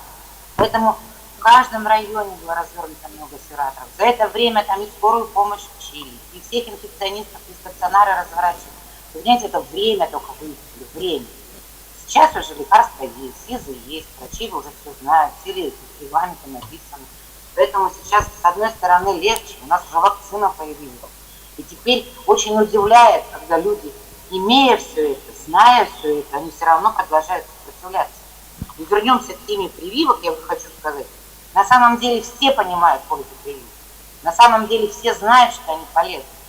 У всех это яркие примеры, это ликвидация натурального оспы, полиомиелит, комфорий, гепатит. Сотни раз заболеваемость снизилась. Любой новорожденный, который родился, он сразу же получает прививку от гепатита и от туберкулеза. И вот, в принципе, никто ведь не отказывается от этих прививок. А теперь, значит, начинают вредничать. Самое настоящее вредничать. Ну, по разным причинам, но сейчас это, я считаю, что это больше вот сопротивление тому, что власти... Изабелла Юрьевна, идем дальше, убеждаем. У нас не идем дальше, убеждаем. Да, у вот нас нет другого убедить. выхода. Я просто удельный вес вот выступления слушаю, да, и вот как бы хочется вот свои 5 копеек тоже вставить, про прививки рассказать. Нет, просто помните, Изабелла Юрьевна, когда ровно год назад, ну, в августе 2020 года, если поднять все СМИ издания, они все пестрили, когда будет вакцина, когда будет вакцина. Что же такое, почему нам не дают вакцины? Как только год прошел, вакцина появилась, теперь говорят, не будем вакцинироваться. Но такое наше общество, поэтому, да, действительно, продолжаем убеждать. Давайте я предлагаю... Да, можно я тоже на Сонин вопрос отвечу, да, как бы, ну, страшно, боязно, да. А я вдруг вспомнила, что у меня есть второй диплом, тоже красный, антикризисное управление, да. Я поняла, что опыт меня в политике в течение 10 лет позволяет предусматривать при решении тех или иных вопросов именно в том числе политическую составляющую, да. Когда открываем первый обсерватор, жесткая позиция Маргариты Егоровны Игнатьевой, открываем его в реабилитационном центре. Я стою, как за Сталинград, и говорю, значит так, 75 лет Победы, никто его в реабилитационном центре для ветеранов войны не откроет. Этого не будет. Мы будем держать его ровно столько, освобождайте все, что хотите. Но будем его держать ровно столько, чтобы как можно больше ветеранов прошли, пока у нас такая возможность есть. Потом уже тогда, когда мы пошли на ограничение плановой помощи, тоже было достаточно сложно. Но вот я Николаю, по-моему, в интервью говорила, Для меня не было ситуации страшнее, чем решать вопросы, которые связаны с новыми условиями захоронения. Не было ситуации сложнее сказать очень близкому мне человеку, Оксане Александровне Винокуровой, что ей придется хоронить супруга в закрытом гробу. И я ничем ей не могу помочь. Не было ситуации сложнее. Не было ситуации сложнее, когда в какой-то момент я понимала, что, я четко знала, и сейчас мы знаем, что не имею права бросить то, что происходит. Мы должны уже дойти до этого финиша. И я уверена в том, что будет коллективный иммунитет. И я буду выходить, я буду убеждать людей. Это важно. Но самая страшная ситуация тогда, когда Наталья Иннокентьевна Маркова мне сказала: я не могу разговаривать сегодня с родственниками умершей беременной. Наталья Иннокентьевна, встаем, идем и разговариваем. Ольга Валерьевна, я не знаю, что им сказать. Я говорю, вы им говорите правду. А я сегодня буду разговаривать с населением и призывать население, и призываю сейчас, если возле вас есть беременная женщина, пожалуйста, вакцинируйтесь. Для того, чтобы Марковой не разговаривать с родственниками так, как ей это пришлось это говорить. Это, наверное, было самый первый ударный, да? Ну да, самый тяжелый. Я человек вообще достаточно трудно эмоционально выводимый, но плакала я 2 раза. Первый раз, когда у нас ушла первая женщина, фамилию не хотела говорить, да, действительно рожена. И второй раз, когда у нас ушла первая беременная. Это вот действительно через свою душу, это понимание того, что мы сделали все, что возможно, но, к сожалению, врачи не боги. И самое важное, что вот с беременной ей можно было помочь, ее можно было защитить, а мы это не сделали. Что-то не донесли, что-то не сказали, что-то, видимо, недоубедили. И вот это все равно лично на моей совести. Можно, да? За вашу работу, да, журналисты вопрос сейчас зададут, и потом я предлагаю все-таки рассказать нашим, пользуясь присутствием наших спикеров, чтобы они рассказали, когда мы достигнем коллективного иммунитета. Да, один вопрос у меня, но он немножко тоже касается темы. Хотел тоже сказать, что во многом, наверное, вот по поводу вакцинации нашей тематики, да, сегодня, и коллективного иммунитета, как бы наши коллеги тоже тут могут повлиять. То есть мы, средства массовой информации, наверное, один из стимулов, чтобы граждане вакцинировались все-таки, да, и Изабелла Юрьевна не даст соврать, и из этого можно, в принципе, и собственные вакцины, там, когда мы в прямом эфире там вакцинировались в присутствии, да, можно сделать. Можно просто, опять же, пугать, да, почему нет, это тоже хороший способ донести информацию. Страх один из таких эмоциональных факторов, конечно. Но можно и более позитивными примерами. Но у меня немножко такой вопрос. Давай про страх, да. Все-таки я сколько выхожу, меня уже много раз уговаривали начать показывать, видео из реанимационных палат. Ну, я у вас просил еще, помните, материал по поводу захоронений. Я категорически против, этого не будет. Ну ладно. Не будет не потому, что это люди, да. Вот есть на Первом канале. Мы не будем этого делать. Это принципиальная позиция, потому что это страшно, не должно быть страшно, это должно быть понимание. Вопрос немного в другом. Вот по поводу все-таки врачей, которые мурашка, да, мне вот интересно, вот да, там будут исследования, там они все-таки будут изучать это влияние дыма и опять же на протекание инфекций. Но может сейчас что-то можно сказать, мне вот очень интересно, в каком плане пойдут исследования вот этого влияния всех наших дымов и вируса, и сейчас, да, смога, и есть ли какие-то данные сейчас? Прям очень интересно. Спасибо. На самом деле каких-то научных исследовательских данных нет, но мы прекрасно понимаем, что неважно какой дым. В Якутии вчера, сегодня, позавчера мы все понимаем влияние угарного газа. Здесь это не исключение, однозначно, конечно, ни пользы для здоровья здесь нет.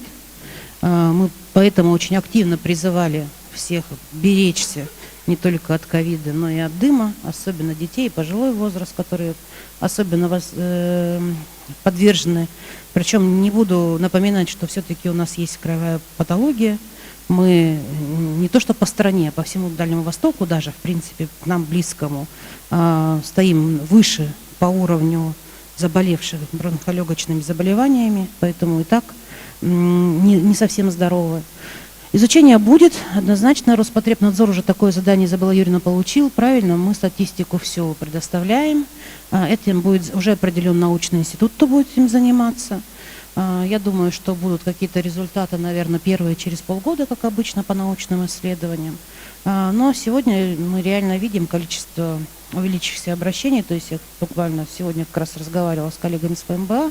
Если в прошлом году за весь период пожароопасный это было 43 человека, из них там 8 госпитализированы, то в этом году это 1032 человека. И из них вот как раз более 100 человек госпитализированных, в том числе и дети. В прошлом году детей не было. Но, конечно, тут тоже же, как каждый человек должен принимать определенные меры безопасности. Я, допустим, ходила там в увлажненной маске и так далее. То есть как-то нормально, достаточно ощутила. Все время рассказываю, как мы с Ольгой Валерьевной в огонь проехали. Да, две ненормальные блондинки поехали через прыгающий огонь в Миринском районе. Да, обязательно умеешь.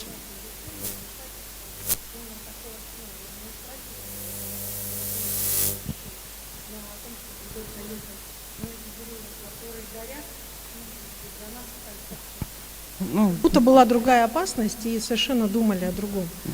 Вот, Соня, когда ты говоришь, да, вот Лена хотела добавить, что двигало. Мной двигали две вещи. Нужно достроить кардио и онкодиспансер. Я больше боюсь онкологических заболеваний, чем чего-либо всего остального. Я понимала, что бы ни происходило с ковидом, главное достроить кардио и онкодиспансер и вести их в срок. И эта задача была, есть и остается даже внутренней моей задачей. А в условиях ковида, когда все закрывается, перекрывается, останавливаются поставщики, не осуществляют какие-то поставки, когда падает кислородная станция, которую везут из Франции, а она здесь, в Якутске, падает. В Речпорту. В Речпорту, в Якутске, а здесь уже находится, и она падает, и мы понимаем, что в мирном нам нечем решать этот вопрос по кислороду, да, и принимаем решения там о поставках иного характера. Но это оперативные решения, антикризисные, но все равно мы идем дальше. У нас должен быть кардио, у нас должен быть онко. Сейчас принято решение о стройке инфекционки. Должна быть новая инфекционка. Эти решения, они стратегически двигают.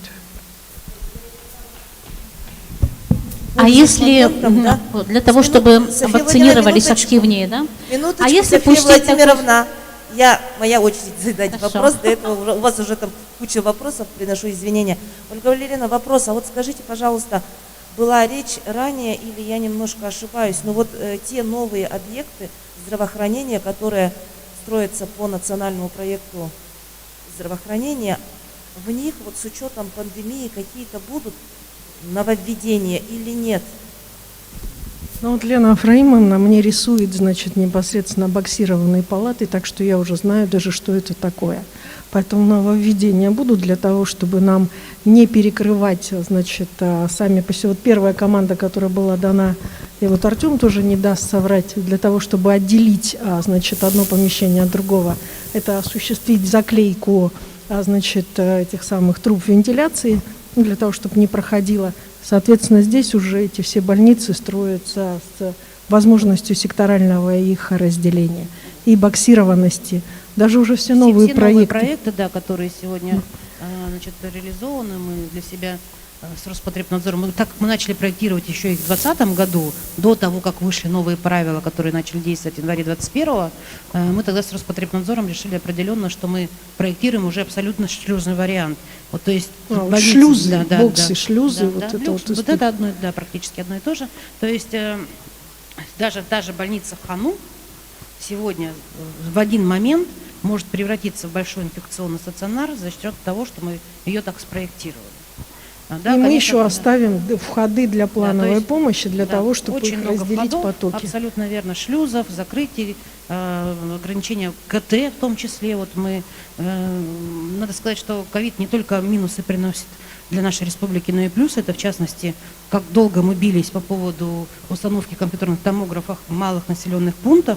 И, слава богу, в законе этот формат появился.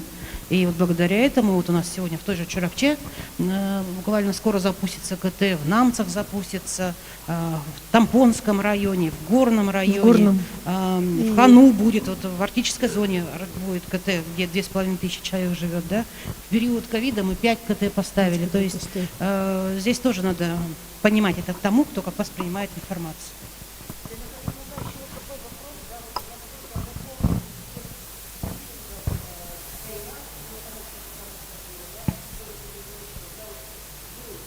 Ой, дорогие товарищи, мне нужно попрощаться с вами, потому что у меня сейчас начнется с Москвой Сибирка. Можно я попрощаюсь?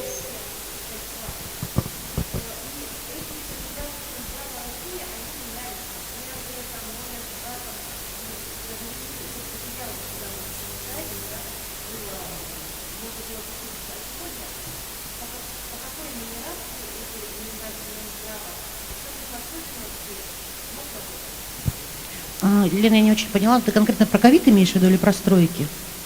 Я уже про ковид, потому что, помните, Ну вы да, все у нас говорили, сегодня что 11 каждый день- рекомендация. То есть как только вступает в силу новая рекомендация, старые все отменяются. То есть мы сегодня живем по 11 версии, готовится 12 версия. И вот как только она вступает в силу, старые все аннулируются. В течение суток проводится переобучение. Да, в течение суток проводится переобучение. До всех главных врачей доводится ситуация. Они выходят на 3-часовые курсы повышения квалификации. Мы начинаем менять объемы, значит, и запасы, пересматриваем запас лекарственных препаратов и смотрим обеспечение. С одной стороны, как будто бы это немножечко легко. Сбоев куча. И, конечно, когда люди на них попадают, да, возникает масса вопросов. Вот сейчас мы понимаем, что наша задача, мы вот сейчас увеличили количество людей на колл-центрах, садим психологов на колл-центрах, потому что вот нагрузка опять растет, значит, добровольцы у нас тоже пойдут, волонтеры на колл-центры, сейчас увеличилась нагрузка. Поэтому вот каждый раз оперативное решение каждого дня, оно может быть разное. Давайте, У Лена меня Кузьмина, такой задайте вопрос, я хочу вот спросить. А достаточно ли вот в ковидных госпиталях реанимационных коек? Мы на сегодняшний день, вот если вспомнить самый первый стандарт, 198 приказ Н, он и продолжает действовать, то должно быть 5% коечного фонда реанимационного на, значит, количество инфекционных коек. И, соответственно, мы как только увеличиваем койки по республике, а у нас их на сегодня, кстати, вот я не ответила же на ваш вопрос, 2118, из них 1080 в Якутске. Заполненность сегодня 82% в среднем по республике, соответственно, мы увеличиваем и количество реанимационных коек. То есть, если вспомнить начало, то у нас вот РКБ, которое было изначально, то у нас был там, условно говоря, целый корпус, там провизор ковид и плюс 6 коек реанимационных. Сегодня практически вот этих 2 корпуса, кто знает, да, вот эти две сестрички, это практически все реанимационное отделение. То есть там, ну понятно, есть люди, которые прямо конкретно на ИВЛ, есть на НИВРе, да, на кислородной поддержке, но это все 2 вот корпуса, это реанимационное отделение. Помимо этого еще есть реанимация в РБ номер 3, есть реанимация, значит, в РБ номер 1, есть реанимация в каждой районной центральной больнице. Мирнинский район, почему тут прозвучало удивление, да? Мирнинский район у нас считается вторым центром ковидным, то есть западную часть Якутии Мирный берет на себя. То есть у нас такая маршрутизация, потому что так бы просто Якут задохнулся, если бы мы брали бы всю республику на себя. Поэтому, конечно, вот для этого и спасибо, значит, Мурашко за то, что он нам отправил. Сегодня 6 анестезиологов работает, которые помогают коллегам, часть в Мирном, часть в Якутске, для того, чтобы как-то снизить нагрузку на наших специалистов. Поэтому, конечно, еще раз повторю, каждый вот виток сейчас на самом деле, наверное, уже можно говорить о 4-й волне, а мы всегда превышаем Россию, почему так традиционно сложилось. У меня есть своя... По времени да, вперед. да. У меня есть своя вот... теория, Ольга Валерьевна. Ну, А по количеству смертности? Да. По количеству смертности мы стоим в конце. Сколько дает город Якутск и сколько районы? Вот это вот я хотела узнать. Практически одинаково, 50 на 50, да, к сожалению. Ну, потому пропорционально что, заболеваемости. Да, у нас просто получается, что город, да, столица, и вся часть остальной республики, это практически, ну, мы говорим, что 30, да, процентов, а на самом деле 50 на 50 проживающих, да, если еще оттуда убрать, значит, детей, и привлекать там народ, который работает в мирном, да, вахтовики и тому подобное. То есть по населению мы получаем все 50 на 50, поэтому смертность такая ровная. Когда-то и у нас такие качели, то город больше дает, когда больше заболеваемость, потом плавно переходит на республику, дает больше республика. И вот таким образом мы без конца и края не выходим из этой ситуации. К сожалению, моему большому. А вот эта 4-я волна, о чем я начала хотела сказать, вот она, конечно, опять начинается раньше, чем по стране, потому что даже сегодня я показывала диаграмму Ольге Валерьевне, вся страна идет вниз, а мы уже опять идем наверх. Когда мы шли вниз, страна поднималась наверх. Вот буквально 2 месяца назад у нас была немножко другая картина. Мы идем, да, действительно, мы параллельно идем с Москвой, мы очень вровень идем с Москвой, и, допустим, если страна 3-ю волну встретила на 21-й неделе, то Республика Саха-Якутия на 14-й неделе. И сейчас, вот я говорю, мы уже плавно переходим на 4-ю волну, но не в этом вопрос. Вопрос, что с каждым разом это все тяжелее и тяжелее. Вот доктора не дадут соврать, сложнее лечить, тяжелее болеют, дольше болеют, быстрее заболевают. То есть, если мы раньше говорили, что, допустим, от первого клинического проявления там, до развития большой пневмонии это 2 недели, сегодня это 3-5 дней. Да.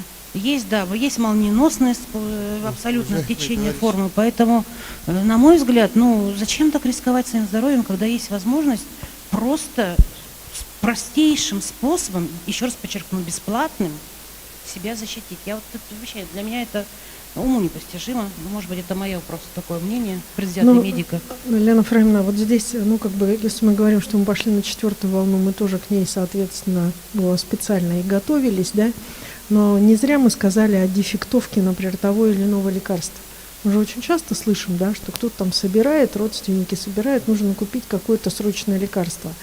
Вот в данной ситуации действует схема медицинского страхования. Если родственники покупают лекарство, к сожалению, оно в открытом доступе есть, где мы не можем купить его с этого рынка, наши медицинские организации. Продается оно только частным лицам. В розничной продаже. Да, мы его купить больницами не можем, мы уже давно купили. Оно фиксировано, нам дается по установке Минздрава Российской Федерации. И вот здесь мы в любом случае эти деньги компенсируем. То есть при обращении в страховую компанию мы потом эти деньги компенсируем. И схема работает. Если у кого-то какие-то вопросы возникают, тоже колл-центр Саха-Медстраха отрабатывает. Но я считаю, что вот мы всегда, когда говорим, нам в этой ситуации, нам вообще страшно повезло с Леной Фраимовной, потому что если у нас, например, за спиной Саргалана, которую, да, мы, так сказать, оберегаем, то впереди нас глава. Вот честное слово, потому что, в принципе, мы приносим аналитику, ставим задачу, говорим, так, нам нужно на запас, например, денежные средства на тот. Ясно, да? Так же, как было с тестированием. Александр Сергеевич, вот впервые появилось там в Красноярске, да, только начинается новое тестирование. Давайте закупим. Хорошо, покажите мне все, что есть. Показываем, экспериментально.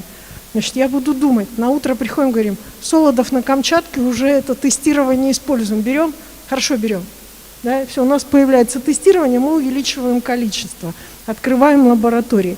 То есть вот с точки зрения принятия управленческих решений, нам повезло. Были даже ситуации, когда вот госпиталь непосредственно открывали на Чинде, да, Елена Фраимовна? Когда он меня сначала выгнал, сказал, что за дурная идея. Дурная идея, он сказал, это дурная идея, не надо открывать никаких госпиталей, госпиталь, да. Что вы здесь придумали. Потом вызвал через 2 часа и сказал, вы, конечно, блондинки, но госпиталь мы открывать будем. И у нас через 2 дня появился госпиталь Минобороны на Чинде, который, соответственно, снял первичную вот эту вот нагрузку. Люди увидели наличие вот этой медицинской помощи, и даже психосоматика, защиту увидели, да, и психосоматика была снята на Чинде. То есть вот таким вот образом. Поэтому вот его вот это вот такое, роль человека, который управляет и очень четко дает позиции, она очень легко с ней. Профессионально, понятно, и нам очень многие завидуют. Действительно так есть. Я просто еще 2 примера приведу, потому что все время общаюсь с своими коллегами. Не зря говорю, что кейсы Якутии распространены на всю страну. Первое – это выплаты. Выплаты медицинским работникам были впервые подписаны Александром Сергеевичем 19 апреля. Мы самые первые в стране были по выплатам. Дальше пошла вся страна. Помню такой вопрос по транспорту, когда я впервые сказала: Александр Сергеевич, мне некому въездить. И если вы помните, в прошлом году, когда у меня ездили врачи на джипах, на крутых администрациях, Александр Сергеевич сразу сказал: все с машины пересели, все отдали свои машины.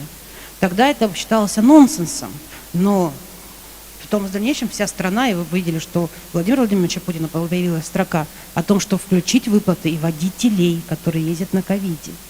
Дальше, когда мы брали просто общежитие, и в Бурятии вот сейчас последнюю вспышку вот эту массовую, когда они объявили локдаун, они пошли тоже по нашему пути. Когда просто мы с Ольгой Валерьевной пошли 3 мая в прошлом году на Губина, вдвоем прошлись и сказали: нам это надо. Александр Сергеевич сказал: Хорошо. берите. Берите. Значит, и ректор СВФУ, мы его долго уговаривали, разговора нет никакого. В течение 5 дней я уговаривала ректора СВФУ, он сказал: построй мне забор. Какой забор? Ну вот забор, чтобы вот в Студгородке был забор. И, соответственно, была дана команда Минмолодежи строил забор. Сысоев за ночь построил забор. Да, и это все как бы решения, которые принимались каждый день. Я больше всего в жизни устала от клеточек. Я так рада общению, потому что это не в клеточках, вы даже не представляете как. От клеточек людей, которым даешь поручение и обратно получаешь.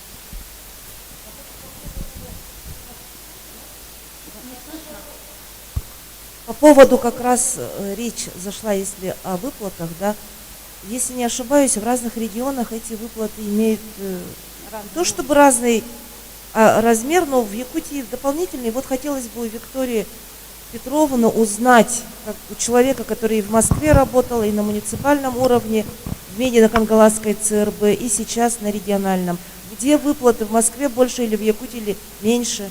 Ну, значит, в Москве у нас были 2 выплаты, да? 2 выплаты. Значит, Собянинский и Путинский. Позже мы слышим, что в Севере больше получает, потому что медики мы друг друга разговариваем.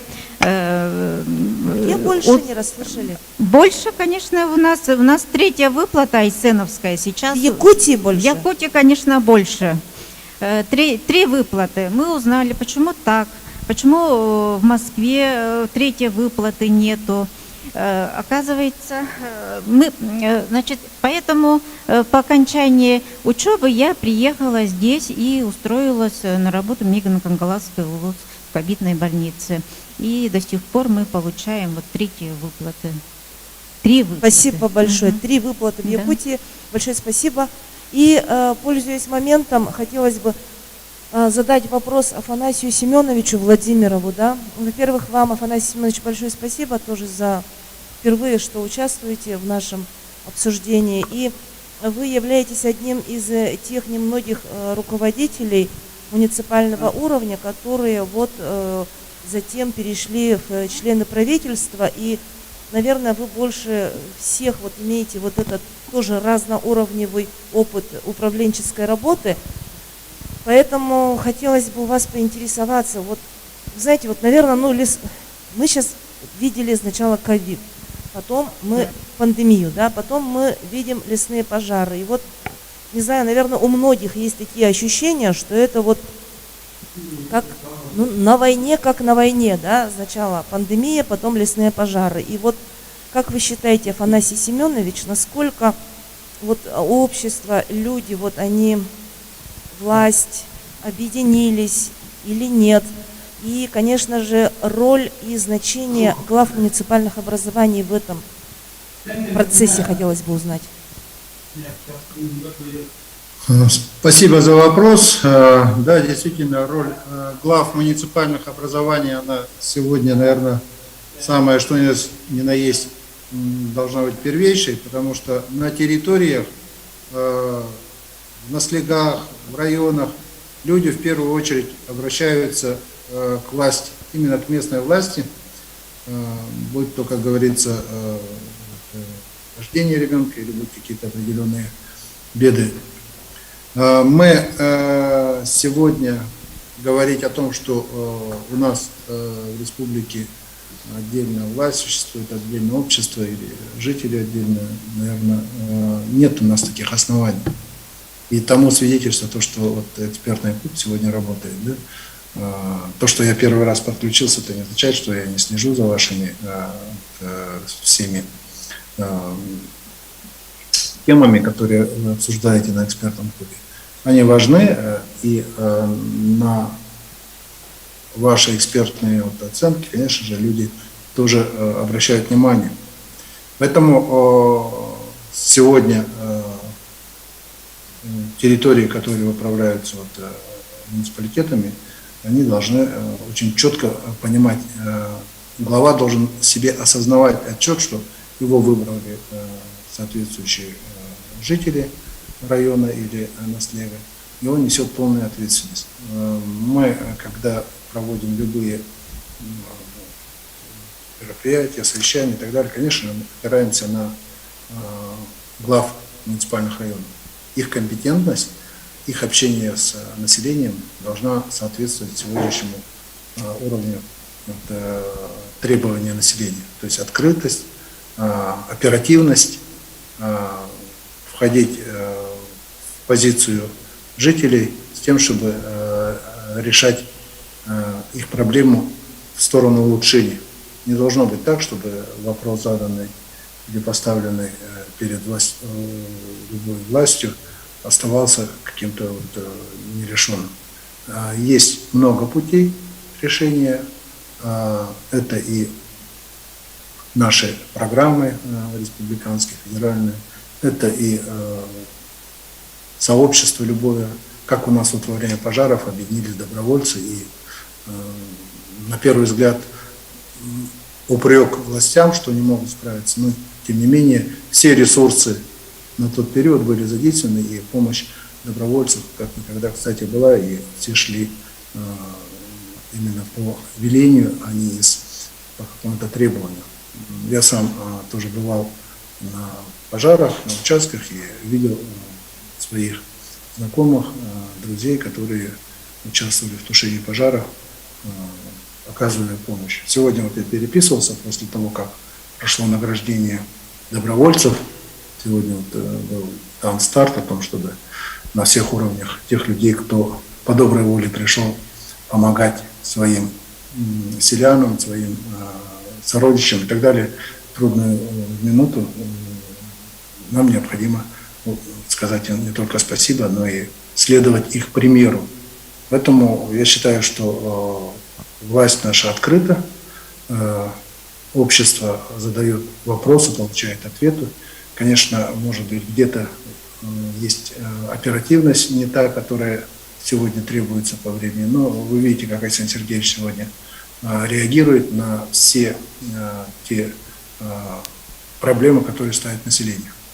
Оперативно, быстро, и мы хотим, чтобы наши члены правительства, главы муниципалитетов тоже этому соответствовали. Я думаю, что и Елена Афраимовна, и Ольга Валерьевна сегодня всегда дают достоверную информацию и реагируют оперативно на все те сложности, связанные с сегодняшней нашей темой, с пандемией. Да. Так что вот так вот. Спасибо за вопрос. Вот говоря, да, Семеновича, да, немного буквально дополню. А волонтерское добровольческое движение очень ярко проявило себя и во время ковида. Потому что вначале у нас волонтерили по всей республике, и сейчас продолжают волонтерить по необходимости доставки продуктов, когда мы посадили пенсионеров, потом волонтерили на колл-центрах, да, у нас достаточно много было и добровольцев, и волонтеров. Но вот что касается, вот Лена задала вопрос Афанасия Семеновича относительно глав муниципальных образований, у нас был период, когда было очень тяжело, тогда Афанасий Семенович в течение 2 месяцев каждое утро приглашал на ВКС и разговаривал с главами муниципальных образований, районы, которые мы называли, говорили, у нас вот там сложности. И называли эти главы, да, казалось бы, что может чиновник непосредственно на уровне руководителя администрации, чему учить главу района. Но парадоксально то, что учил он его вплоть даже до того, что он должен прийти и научить, как правильно снимать СИЗ. То есть этому учили тоже. Вот есть, у нас глава был Оленёкского улуса Александр Иванов. Он прямо заходил в обсерватор, он вначале научился правильно снимать СИЗ сам, а потом начал учить снимать СИЗы непосредственно. Вот Афанасий Семенович у нас вплоть до того, что спрашивал: вы смотрели, обучили, как снимают и одевают СИЗы? Ни в коем случае не допустить никаких потерь среди врачей. Это главное. Как одевают, снимают СИЗы, да? Казалось бы, руководитель, который отвечает за политику. Ну, вот такие задачи перед ним оперштаб ставил, и он спрашивал с каждого. Вначале он не понимал, о чем мы говорим, ему с Леной Ефраимовной, да? Он говорил, что вы тут меня тут заставляете непонятно что. Потом мы объяснили, как вообще, почему это происходит. Все, как медики это объяснили. И все, и у нас уже все главы стали там. Я думаю, что вот Артем скажет, у него тоже глава знал, как снимать, одевать СИЗ. Потому что вплоть до того, что до этих вещей доходили. Большое спасибо, Ольга Валерьевна. Вот еще раз извините, пожалуйста. Артем Михайлович. София Владимировна хотела вопрос задать. Артем Михайлович, я вот хотел вас спросить, Олег Жилнин, СМИ «Точка взаимодействия», да, а как у вас дела идут в районе? Дело в том, что вот то взаимодействие, наверное, сложнее наладить в столице Якутии, потому что здесь люди, наверное, разные. А вот как в районах? Дело в том, что я считаю, что чекчане, они более дисциплинированы и, наверное, не так демократичны, как у нас в столице, потому что многие отказываются, почему, не знаю, прививаться. И вот хотелось бы узнать, особенно взаимодействие с другими ведомствами. Вообще для меня это понятие, оно простое, для других это сложное, потому что есть социальная защита, которая ведет учет граждан пожилого возраста, и вот здесь необходимо, наверное, взаимодействие медиков, особенно в районах. Как у вас вот вообще происходит это? И ваше мнение, почему действительно столько мер принято, да, а у нас статистика вперед идет? Вот здесь вот вопросы, где ошибка, или же это все-таки, как это сказать, это болезнь, и она, ну, как бы, стихия непредсказуема, или же это поведение человека неправильное по отношению к болезни? Так, спасибо за вопрос. Ага. Ну, по взаимодействию у нас в районе действует оперативный штаб, в районе, куда входят почти все руководители здесь районных структурных подразделений. Председателем вот является первый заместитель главы района, получается. Ну и полностью вся работа исходит из этого оперативного штаба. Ну, в первую очередь, конечно, это профилактика, лечение, ну и полностью, вот, как бы сказать, ликвидация очагов по тем местам, где у нас происходит. Это в первую очередь первый контакт очень тесный Роспотребнадзор, получается, полиция, социальные эти учреждения.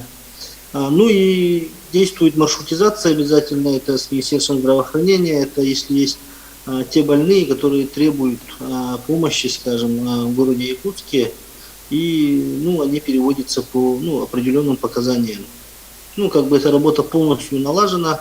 Отдельно у нас как бы реанимационные палаты, ИВЛы, ну и лекарства, как бы все в достаточном количестве. А по поводу вот именно статистики, да, ну, тут, наверное, можно сказать, что где меньше населения вакцинировано, вот там и, конечно же, немножко идет повышение заболеваемости.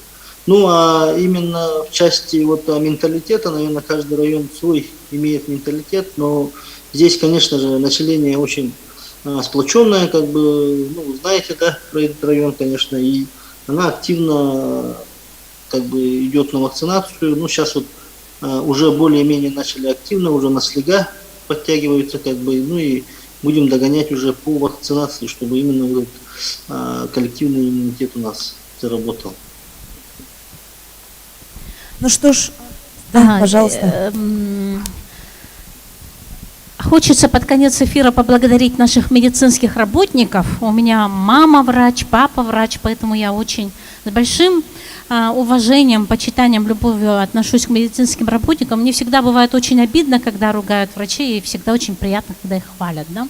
Это как бы семейное. И признаться, что я не враг народа, это мы с ведущими договорились, что на сегодняшнем эфире я сыграю роль диссидента, чтобы поднять градус нашей дискуссии, да?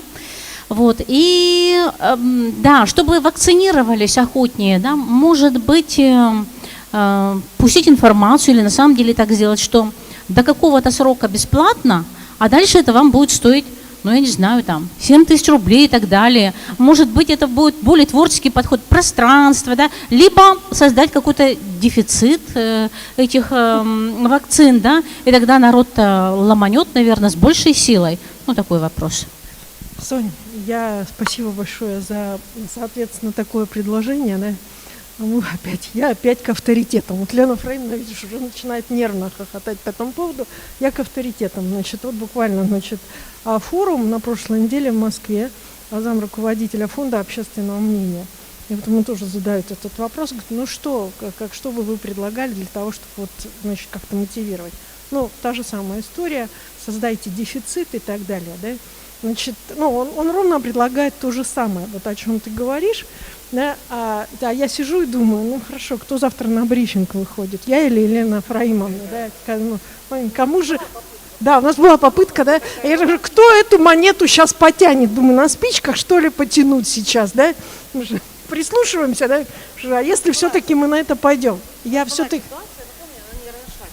Любая информация у нас самый просто крутой распространитель информации, это, понятно, мессенджер WhatsApp, да. И вот мы запустили такую утку вместе, наверное, сколько это было, полгода назад. Так она не разошлась. Она не разошлась. Народ то, что, значит, там платно. Да. Да. Чипы могут разойтись за 5 минут по всем, то есть, как если мы же смотрим, как запускается утка и во сколько к нам возвращается. Это так и не ушла, то есть она по населению не прошлась. Я хочу сказать, что насчет вакцинации вопрос задавали.